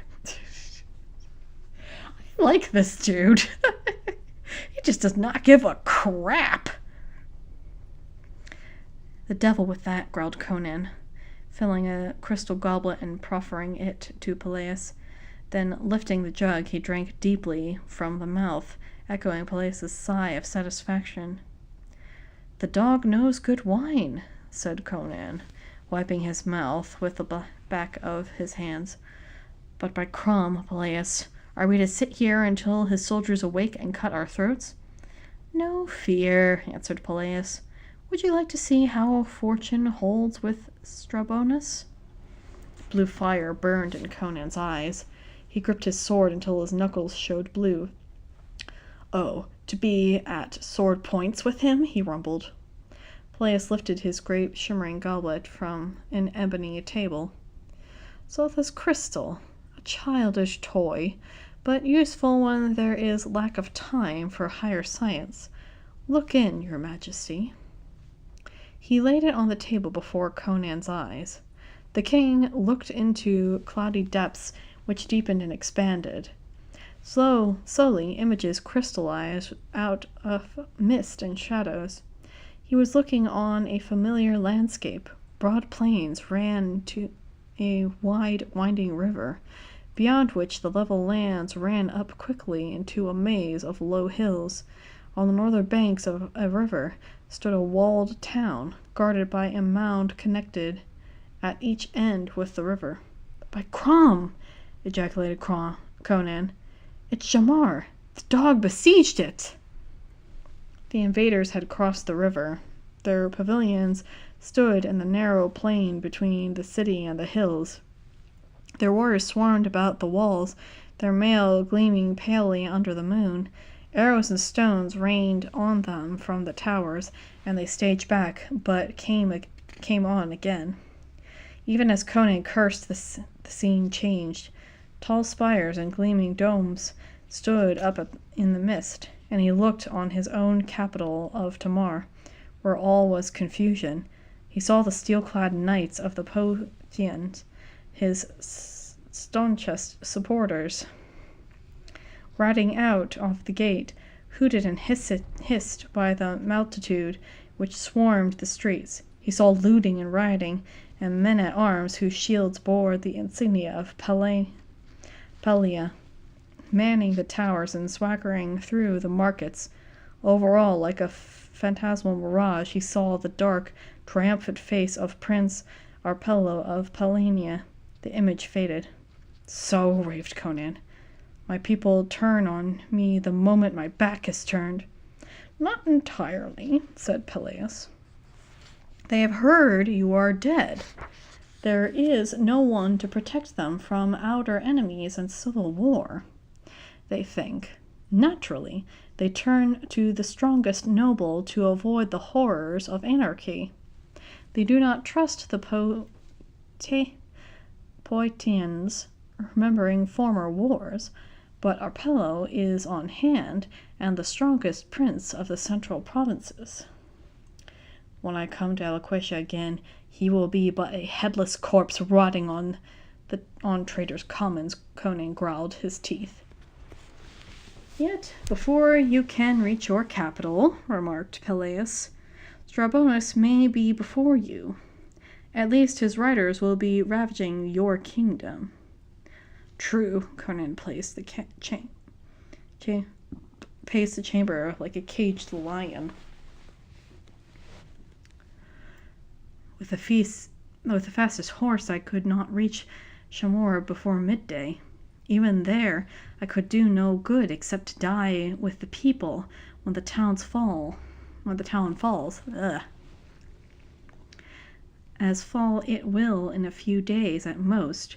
From Shamor to Tamar is 5 days' ride, even if you kill your horse on the road. Before I could reach my capital and raise an army, Strabonus would be hammering at the gates, because raising an army is going to be hell. All my damnable nobles will have scattered to their own cursed faiths at the word of my death. And since the people have driven out Drosero of Poitin, there's none to keep Arpello's greedy hands off the crown, the town's creature, and the crown's treasure. He'll hand the country over to Strabonus in return for a mock throne, and as soon as Strabonus' back is turned, he'll stir up revolt. But the nobles won't support him. It will only give Strabonus excuse for annexing the kingdom openly. Oh, Crom, Ymir, and Set, if I but had wings to fly like lightning to Tamar. Peleus, who sat tapping the jade tabletop with his fingers and fingernails, halted suddenly and rose with a definite purpose, beckoning Conan to follow. The king complied, sunk in a moody thoughts, and Peleus led the way out of the chamber and up a flight of marble, gold-worked stairs that led out on the pinnacle of the citadel, the roof of the tallest tower.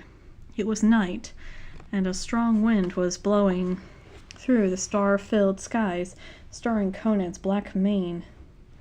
I like how Howard keeps referring to Conan's hair as a mane, like a lion. Gee, I wonder if Robert E. Howard really liked big cats. I wonder if do you guys think that Robert E. Howard would have been a dog guy or a cat guy? Because I'm getting like cat guy vibes from him.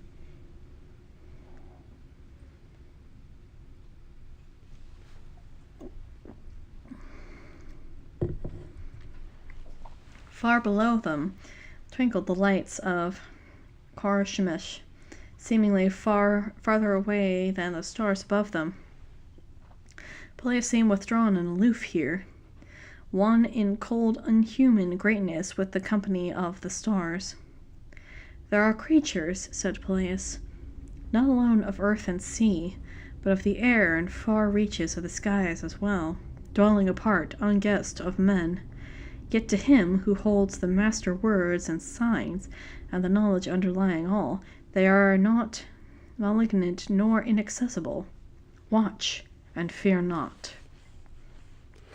He lifted his hands to the sky and sounded a long, weird call that seemed to shudder endlessly out into space, dwindling and fading, yet never dying out, only receding further and further into some unreckoned cosmos.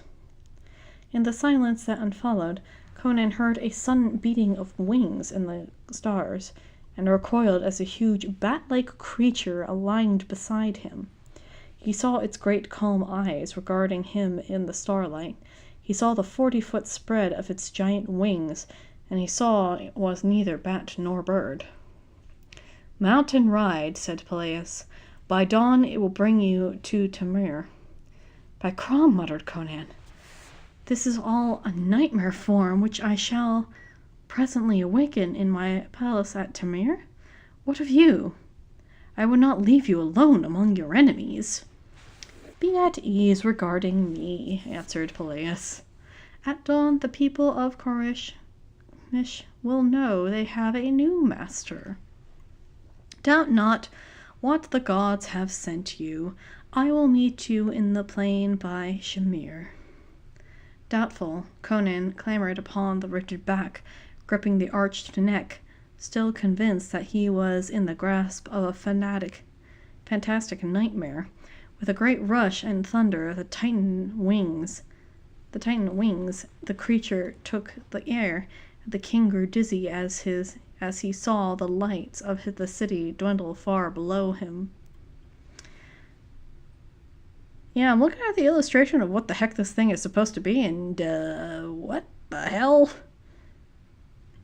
What the hell is this thing supposed to be? Ah, well. Alright, Part 4. The sword that slays the king cuts the cords of the empire. Aquilonian proverb. Okay, so yeah, Robert E. Howard did come up with these poems. He just added them in to make them sound more fancy. Noob.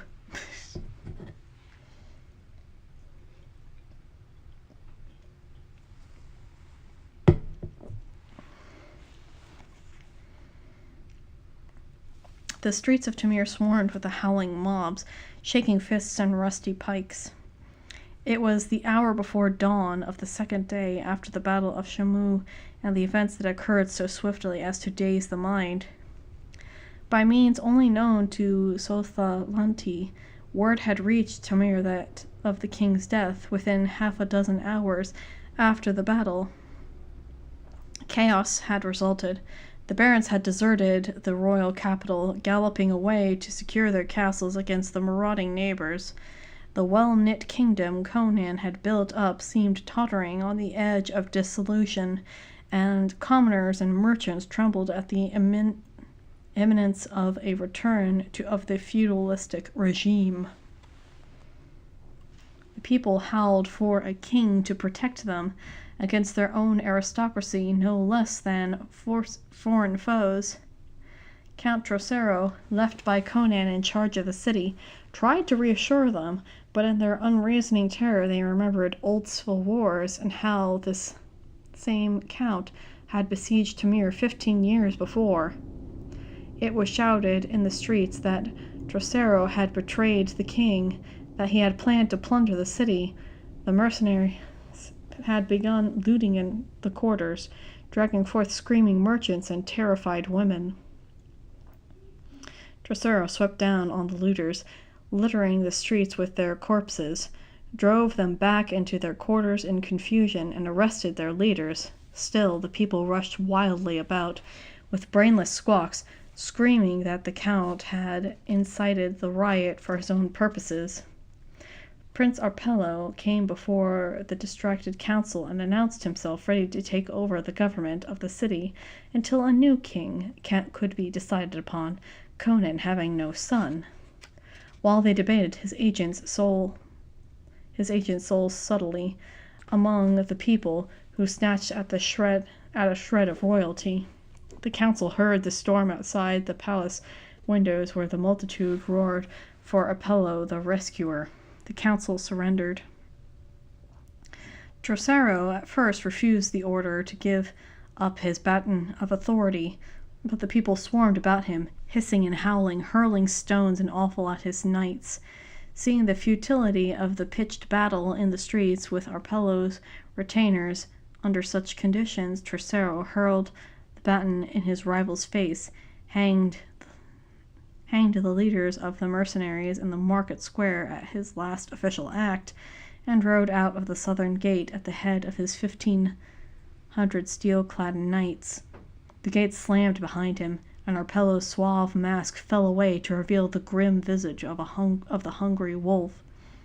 With the mercenaries cut to pieces or hiding in their barracks, his were the only soldiers in Tamir. Sitting his war-horse in the great square, Arpello proclaimed himself the king of Aquilonia, amid the clamor of the deluded multitude. Publius the chancellor, who opposed this move, was thrown into prison. The merchants who had greeted the proclamation of the king with relief now found with consternation that the new monarch's first act was to levy a staggering tax on them. 6 rich merchants, sent as delegation of protest, were seized and their heads slashed off without ceremony. A shocked and stunned silence followed this execution. The merchants, confronted by a power they could not control with money, fell on their fat bellies and licked their oppressors' boots. The common people were not perturbed at the fate of the merchants, but they began to murmur when they found that the swaggering Pellenian soldiery, pretending to maintain order, were as bad as the Tyrrhenian bandits. Complaints of extortion, murder, and rape poured into Arpello, who had taken up his quarters in Publius's palace, because the desperate counselors, doomed by his order, were holding the royal palace against his soldiers.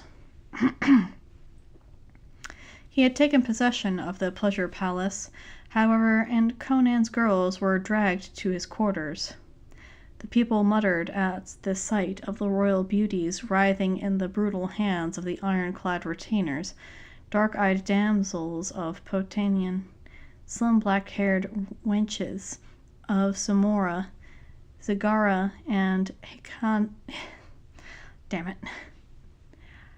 Hicarania, Brithian girls with tousled yellow heads, all weeping with fright and shame, unused to brutality. Night fell on the city of bewilderment and turmoil, and before midnight word spread mysteriously in the streets that the Corinthians had followed up their victory and were hammering at the wall of Shamir. Somebody in Sotha's mysterious secret service had babbled. Fear shook the people like an earthquake, and they did not even pause to wonder at the witchcraft by which the news had been so swiftly transmitted. They stormed at Arpello's doors, demanding that he march southernward and drive the enemy back over by Tibur. He might have subtly pointed out that his force was not sufficient, and that he could not raise an army until the barons recognized his claim to the crown, but he was drunk with power and laughed in their faces. Oh, damn, shit's going south real quick. So it's probably not going to be that hard for Conan to just come right on in and be like, alright, yeah, you suck. We're getting rid of you.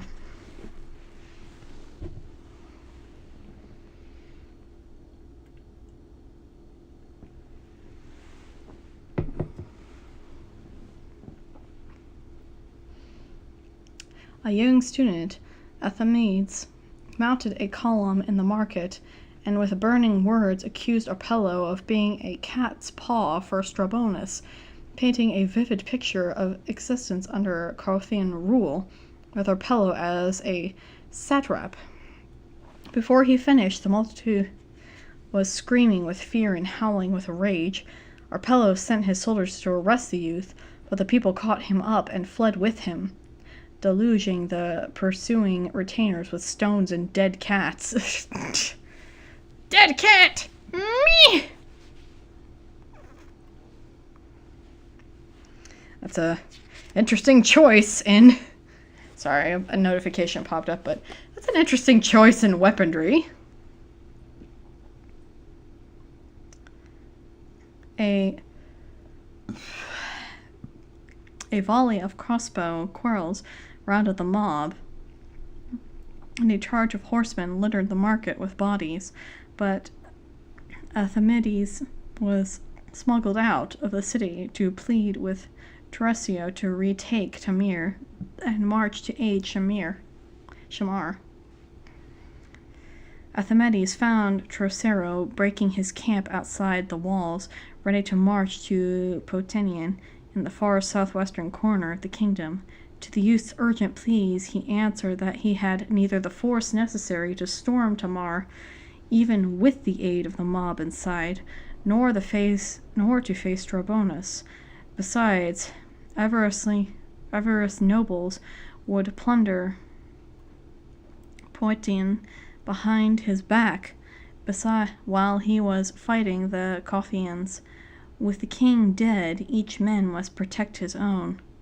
He was riding to Potian, there to defend it as best as he might against Arpello and his foreign allies. While Arminius pleaded with Trocero, the mob still raving in the city with helpless fury.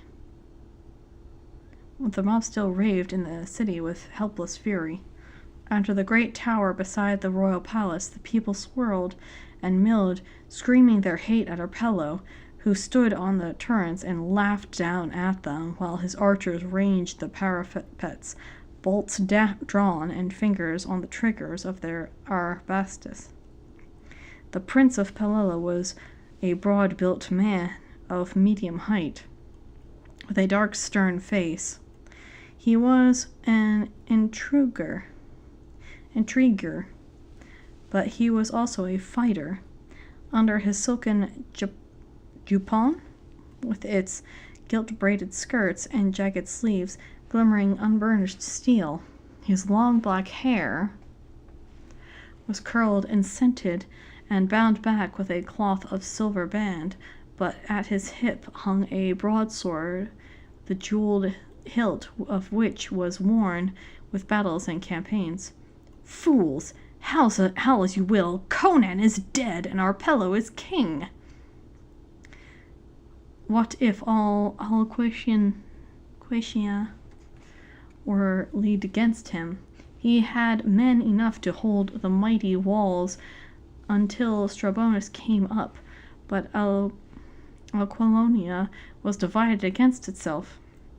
Already the barons were girding themselves, each to seize his neighbor's treasure. Arpello had only the helpless mob to deal with. Strabonus would carve through the loose lines of the warring barons as a galley ram through foam, and until his coming, Arpello had only to hold the royal capital. Fools! Arpello is king! The sun was rising over the eastern towers.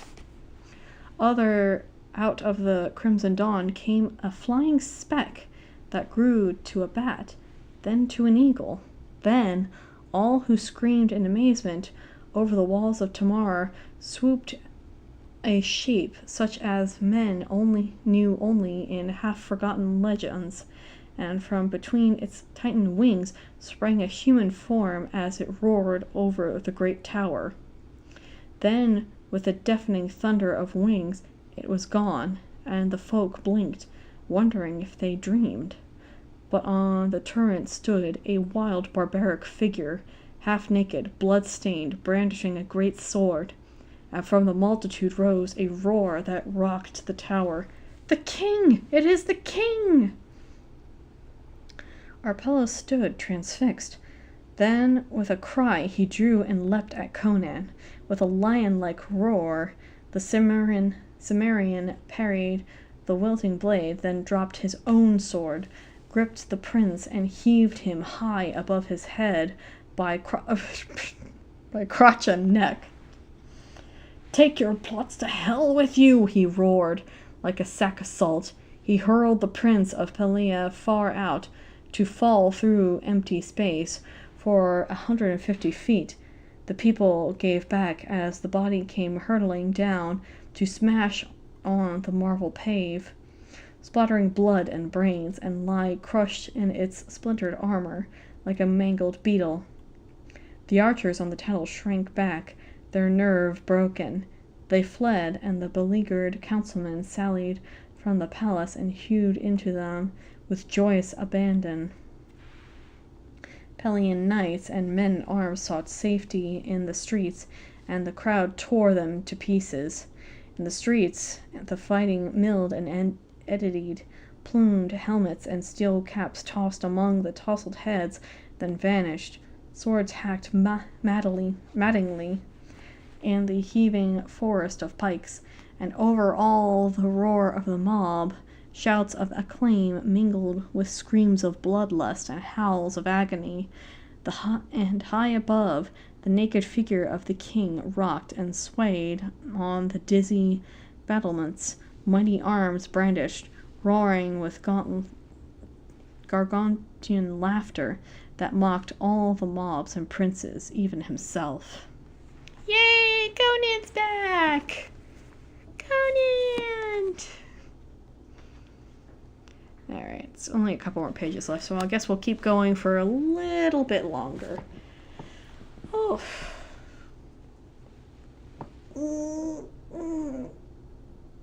Ugh. Yeah, this one's a little bit longer than I thought it would be. Oh.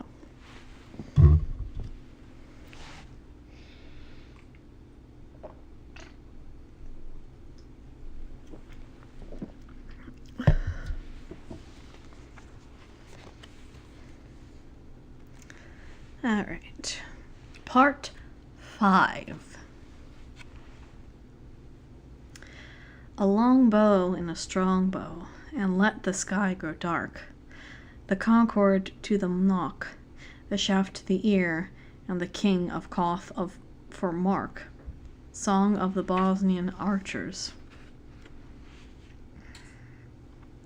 The mid-afternoon sun glinted on the placid waters of the Tabor, washing the southern bastions of Shamar. The haggard defenders knew that few of them would see the sun rise again. The pavilions of the besiegers dotted the plain. The people of Shamar had not been able successfully to dispute the crossing of the river, outnumbered as they were. Barges chained together made a bridge over which the invader poured his hordes. Strabonus had not dared march into Alquilonia with Shamar unsubdued at his back. He had sent his light riders, his spathis, inland to ravage the country, and he had reared up his siege engines in his plain. He had ravaged the country and had reared up his siege engines in the plain. He had anchored a flotilla of boats furnished him by Amalrus in the middle of the stream. Over again the river wall. Some of these boats had been sunk by stones from the city's ballistas, while crashed through their deck and ripped out their planking, but the rest had held their places, and from their bows and mastheads, protected by mantlets, archers ranked the riverward turrets. These were Shemites, born with bows in their hands, not to be matched by eloquent archers. On the landward side, Mangals retained boulders and tree trunks among the defenders, shattering through roofs and crushing humans like beetles. Rams pounded incessantly at the stones. Sappers burrowed like moles in the earth, sinking their mines between the towers. The moat that had been dammed at the upper end and emptied of its waters had been filled up with boulders, earth, and dead horses and men. Under the wall, and mailed figures swarmed, battering at the gates, rearing up scaling ladders, pushing storming towers, thronged with spearmen against the turrets.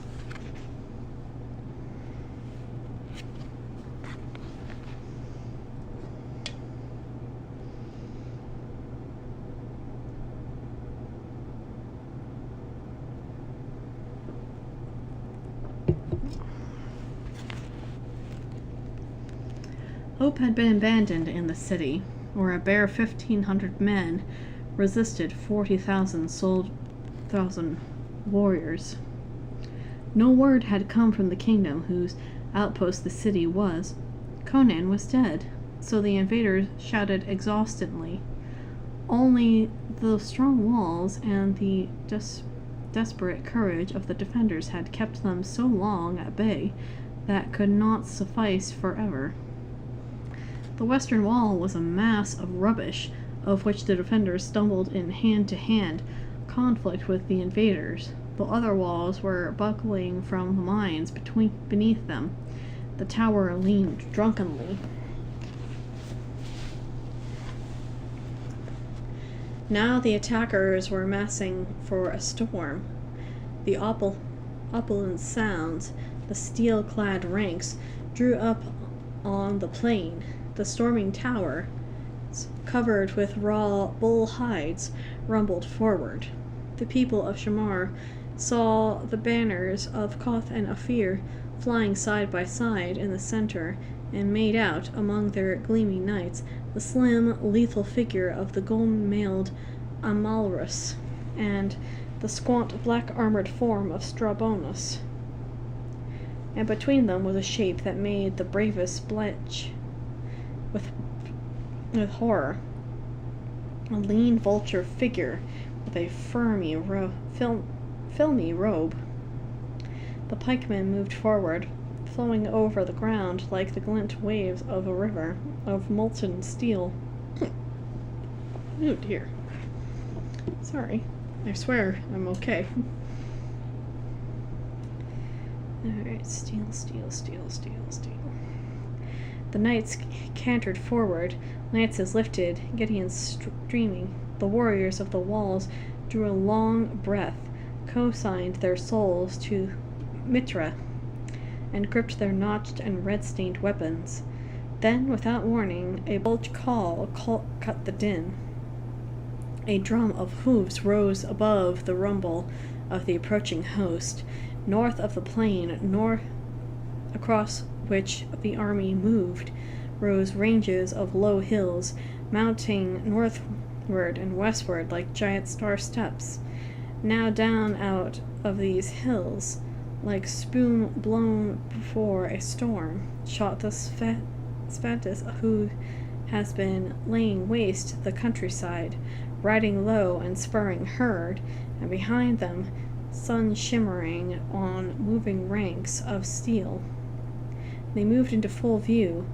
Out of them defiles, mailed horsemen, the great lion banner of Aquilonian floating above them. From the electrified watchers on the tower of the great shout rent the skies.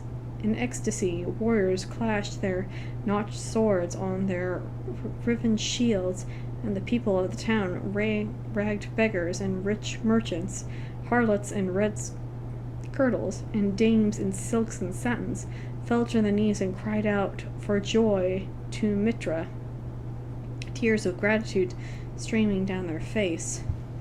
Strabonus, frantically shouting orders, with Arbanus, that would wheel around the ponderous lines to meet this unexpected menace, grunted, "We still outnumber them.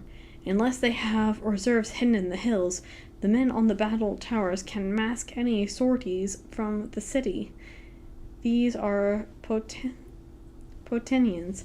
We might have guessed Trocero would come such mad gauntly." Amaris cried in unbelief. "I see Trocero and his captain Prospero, but who rides between them?" "Ishtar preserve us!" shrieked Strabonus, paling. "It is King Conan!" "You are mad!" squalled Sotha, staring convulsively. "Conan has been in Sotha's belly for days!" He stopped short, glaring widely at the host, which was dropping down, file by file, into the plain. He could not mistake the giant figure in black, gild-worked armor on the great black stallion, riding beneath the billowing, silken folds of the great banner.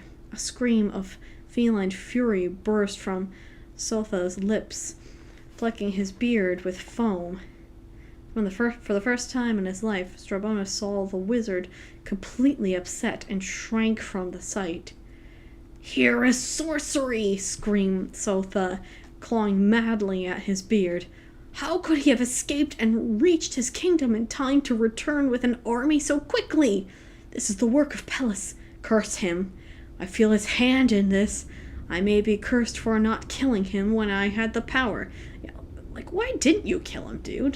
That you had the chance to, and you didn't. Like, why didn't you? That's so odd. Oh well. Oh well. Conan's back. Yay!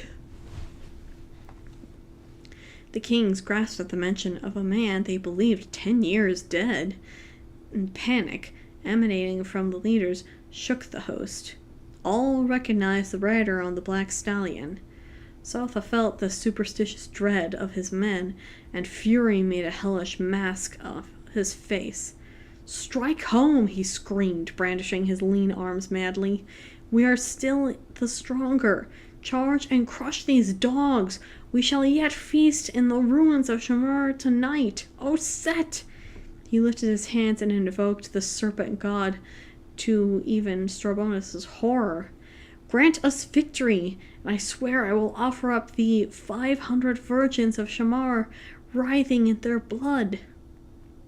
Meanwhile, the opposing host had debauched onto the plain. With the knights came what seemed a second irregular army on the tough, swift ponies. Ponies! These dismounted and formed their ranks on foot, solid Bosnian archers and keen pikemen from Gunderland, their tawny locks blowing from under their steel caps. It was a motley army Conan had assembled in the wild hours following his return to the capital. He had beaten the frothing mob away from the Polinian soldiers who held the outer walls of Tamar and impressed them into his service. He had sent a swift rider after Trocero to bring him back.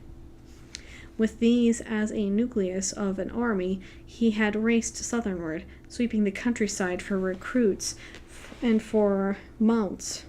Nobles of Tamar and the surrounding countryside had augmented his forces, and he had levied recruits from every village and castle along his road. Yet it was but a paltry force, and he had gathered to dash against the invading hosts, though of the quality of tempered steel. 1,900 armored horsemen followed him, the main bulk of which consisted of the Potenian knights.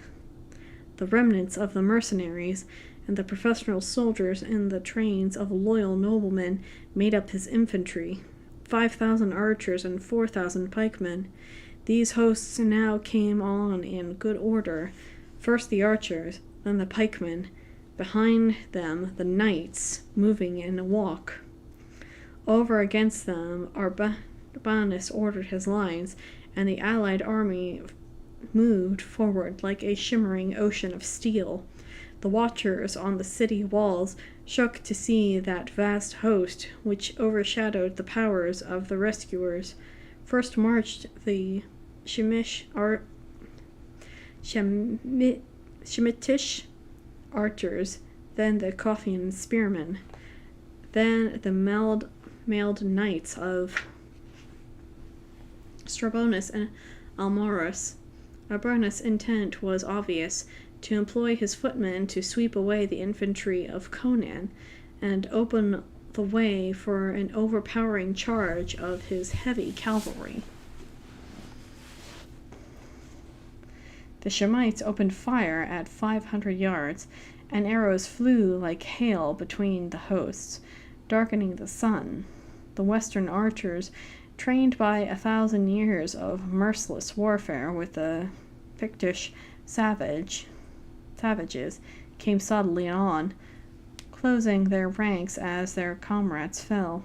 They were far outnumbered, and the Shemitish bow had the longer range, but in accuracy the Bosnians were equal in their foes, and they balanced sheer skill in archery by superiority in morale,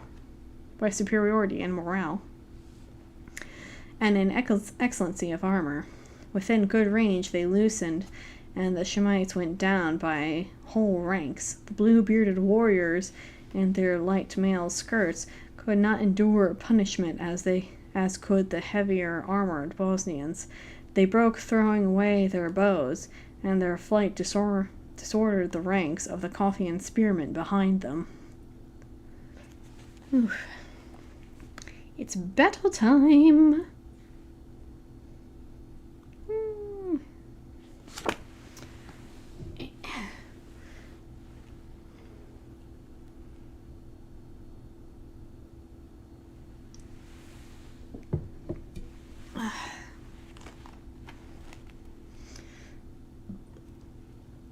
Without the support of the archers, these men-at-arms fell by the hundreds before the shafts of the Bosnians, and charging madly into close quarters, they were met by the spears of the pikemen.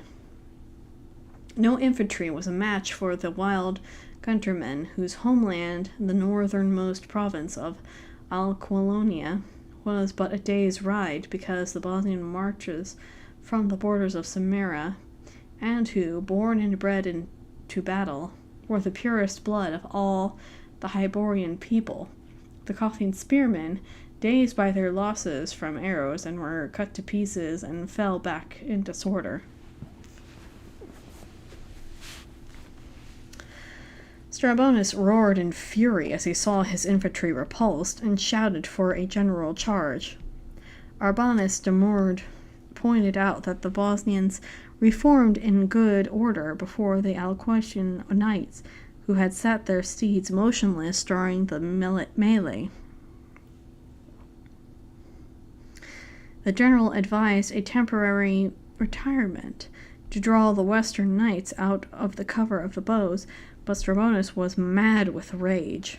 He looked at the long, shimmering ranks of his knights, he glared at the handful of mailed figures over against him, and he commanded Arbanus to give the order to charge. The general commended his soul to Ishtar, and sounded the golden elephant. With a thunderous roar, the forest of lances dipped, and the great host roared across the plain, gaining momentum as it came. The whole plain shook to the rumbling avalanche of hooves, and the shimmering gold and steel dazzled the watchers on the towers of Shamar. I'm getting so tired of reading, but it's only 3 pages left. The squadrons clave the loose ranks of the spearmen, riding down friend and foe alike. The rushed into the teeth of a blast of arrows from the Bosnians. Across the plain they thundered, grimly riding the storm that scattered their way with the gleaming nights of autumn leaves. Like autumn leaves. Another 100 paces, and they would ride among the Bosnians and cut them down like corn, but flesh and blood could not endure the rain of death that now ripped and howled among them. Shoulder to shoulder, feet bracing wide, stood the archers, drawing shaft to ear and loosening as one man with deep, short shouts.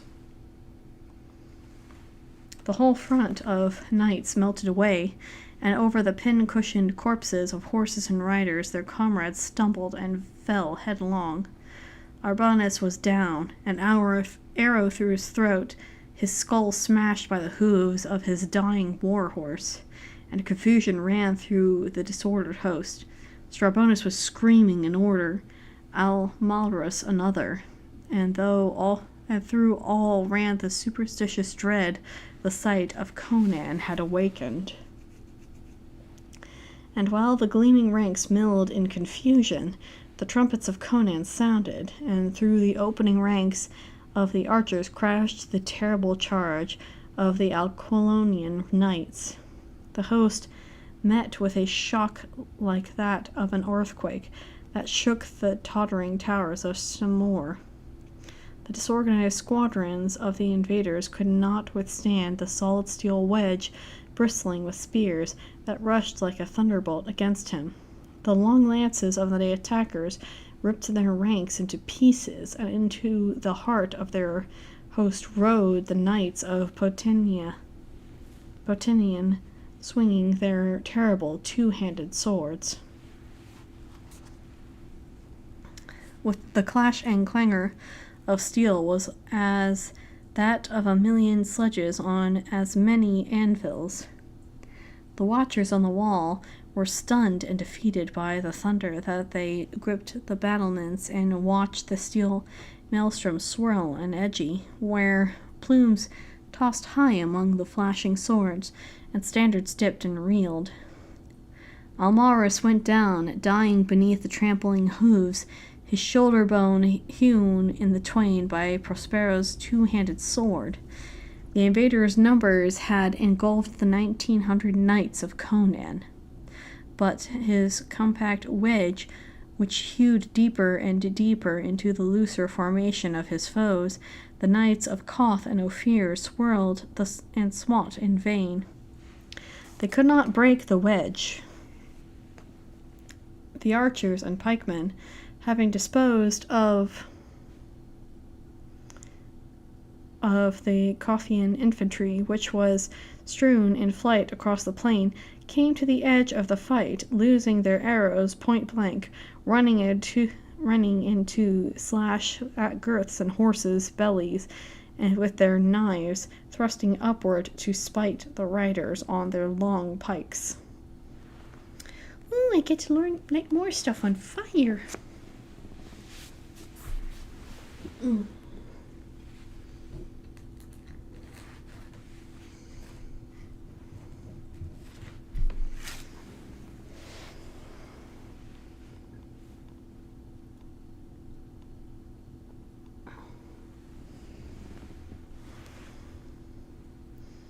No, you went out too soon. Come on, catch fire. Catch fire again. Come on. There we go.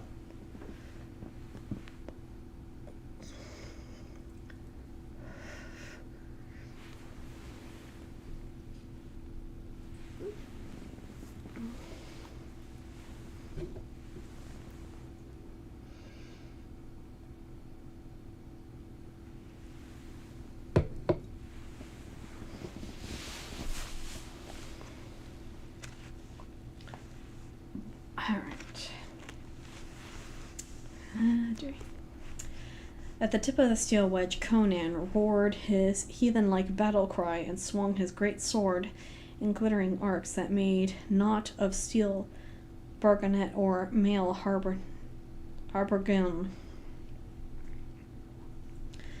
Straight through a thundering waste of foes he rode, and the knights of Koth closed in behind him, cutting him off from his warriors.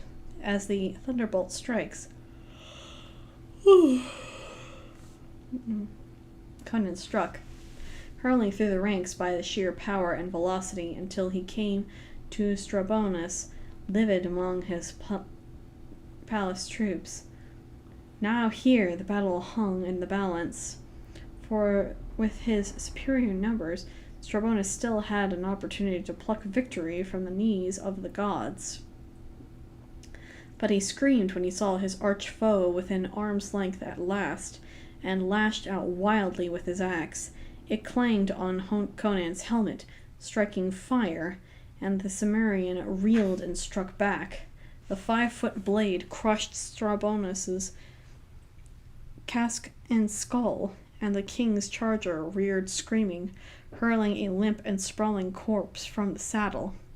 A great cry went up from the host, which faltered and gave back. Trocero and his house troops, hewing desperately, cut their way to Conan's side, and the great banner of Koth went down. Then behind the dazed and stricken invaders went up a mighty clamor and the blaze of a huge configuration. The defenders of Shamar had made a desperate sortie, cut down the men masking the gates, and were raging among the tents of the besiegers, cutting down the camp followers, burning the pavilions, and destroying the siege engines. It was the last straw. The gleaming army melted away in flight, and the furious conquerors cut them down as they ran. The fugitives raced for the river, but the men on the flotilla harried sorely by the stones and the shafts of the revived citizens, cast loose and pulled for the southern shore, leaving their comrades to their fate. Of these, many gained the shore, racing across the barrages that served as a bridge until the men of Shamar cut these adrift and served them from the shore. Then the flight became a slaughter, driven into the river to drown in their armor, or hacked down along the bank, the invaders perished by the thousands. No quarters they had promised, no quarters they got.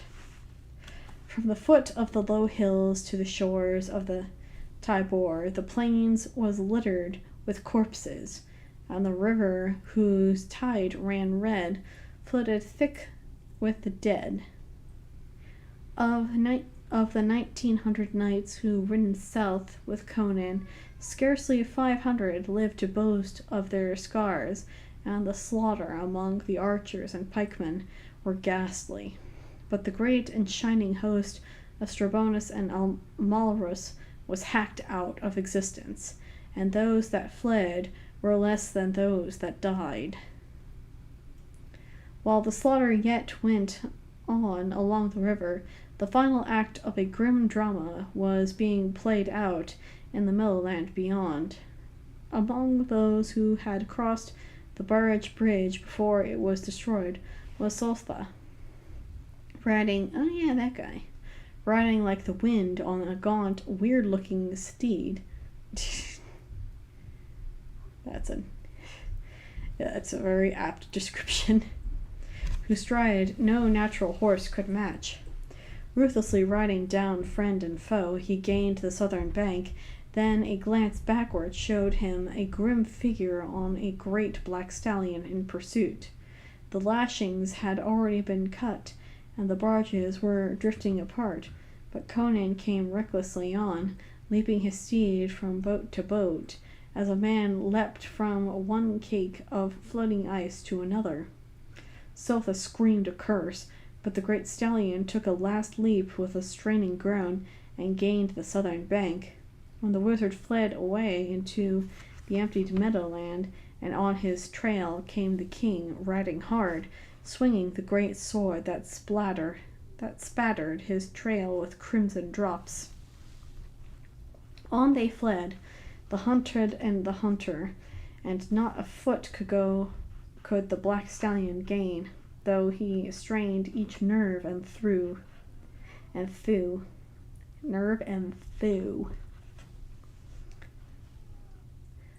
Through a sunset land of dim and elusive shadows, they fled till sight and sound of the slaughter died out behind them. Then in the sky appeared a dot that grew into a huge eagle as it approached. Swooping down from the sky, it drove at the head of Soltha's steed, which screamed and reared, throwing its rider. Old Soltha rose and faced his pursuer, his eyes those of a maddened serpent, his face an inhuman mask. In each hand he held something that shimmered, and Conan knew he held death there. Conan dismounted and strode towards his foe, his armor clanking, his great sword gripped high.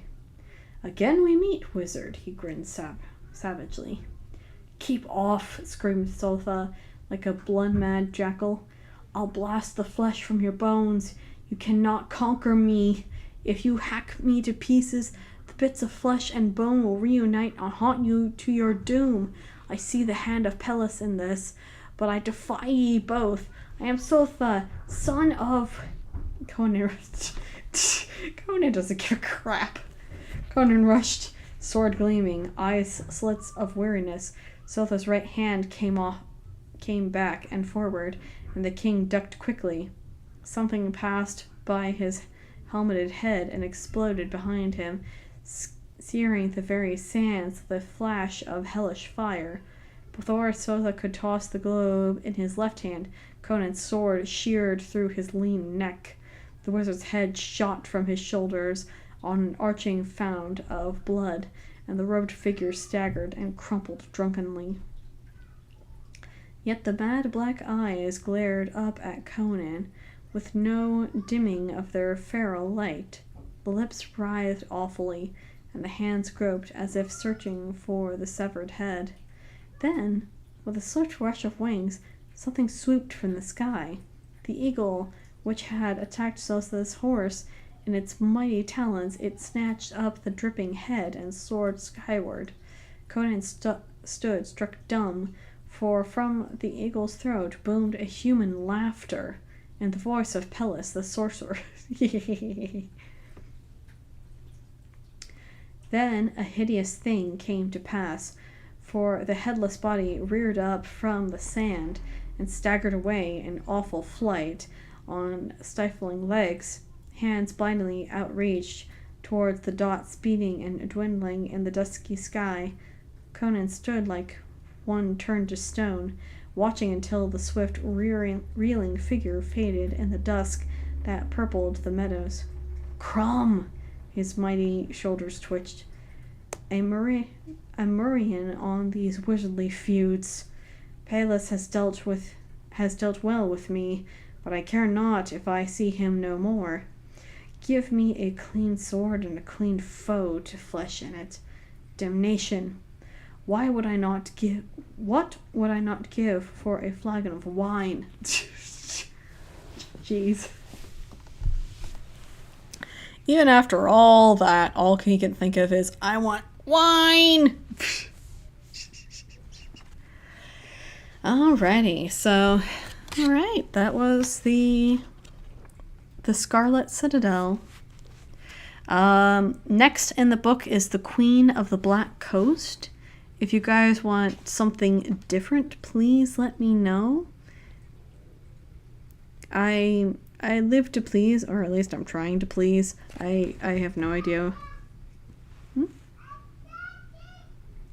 Oh, the children are back. Alright, so with that being said, I hope you guys enjoyed this little Slow Down Sunday. Gonna exit the PowerPoint now, and I hope to see you in the next one.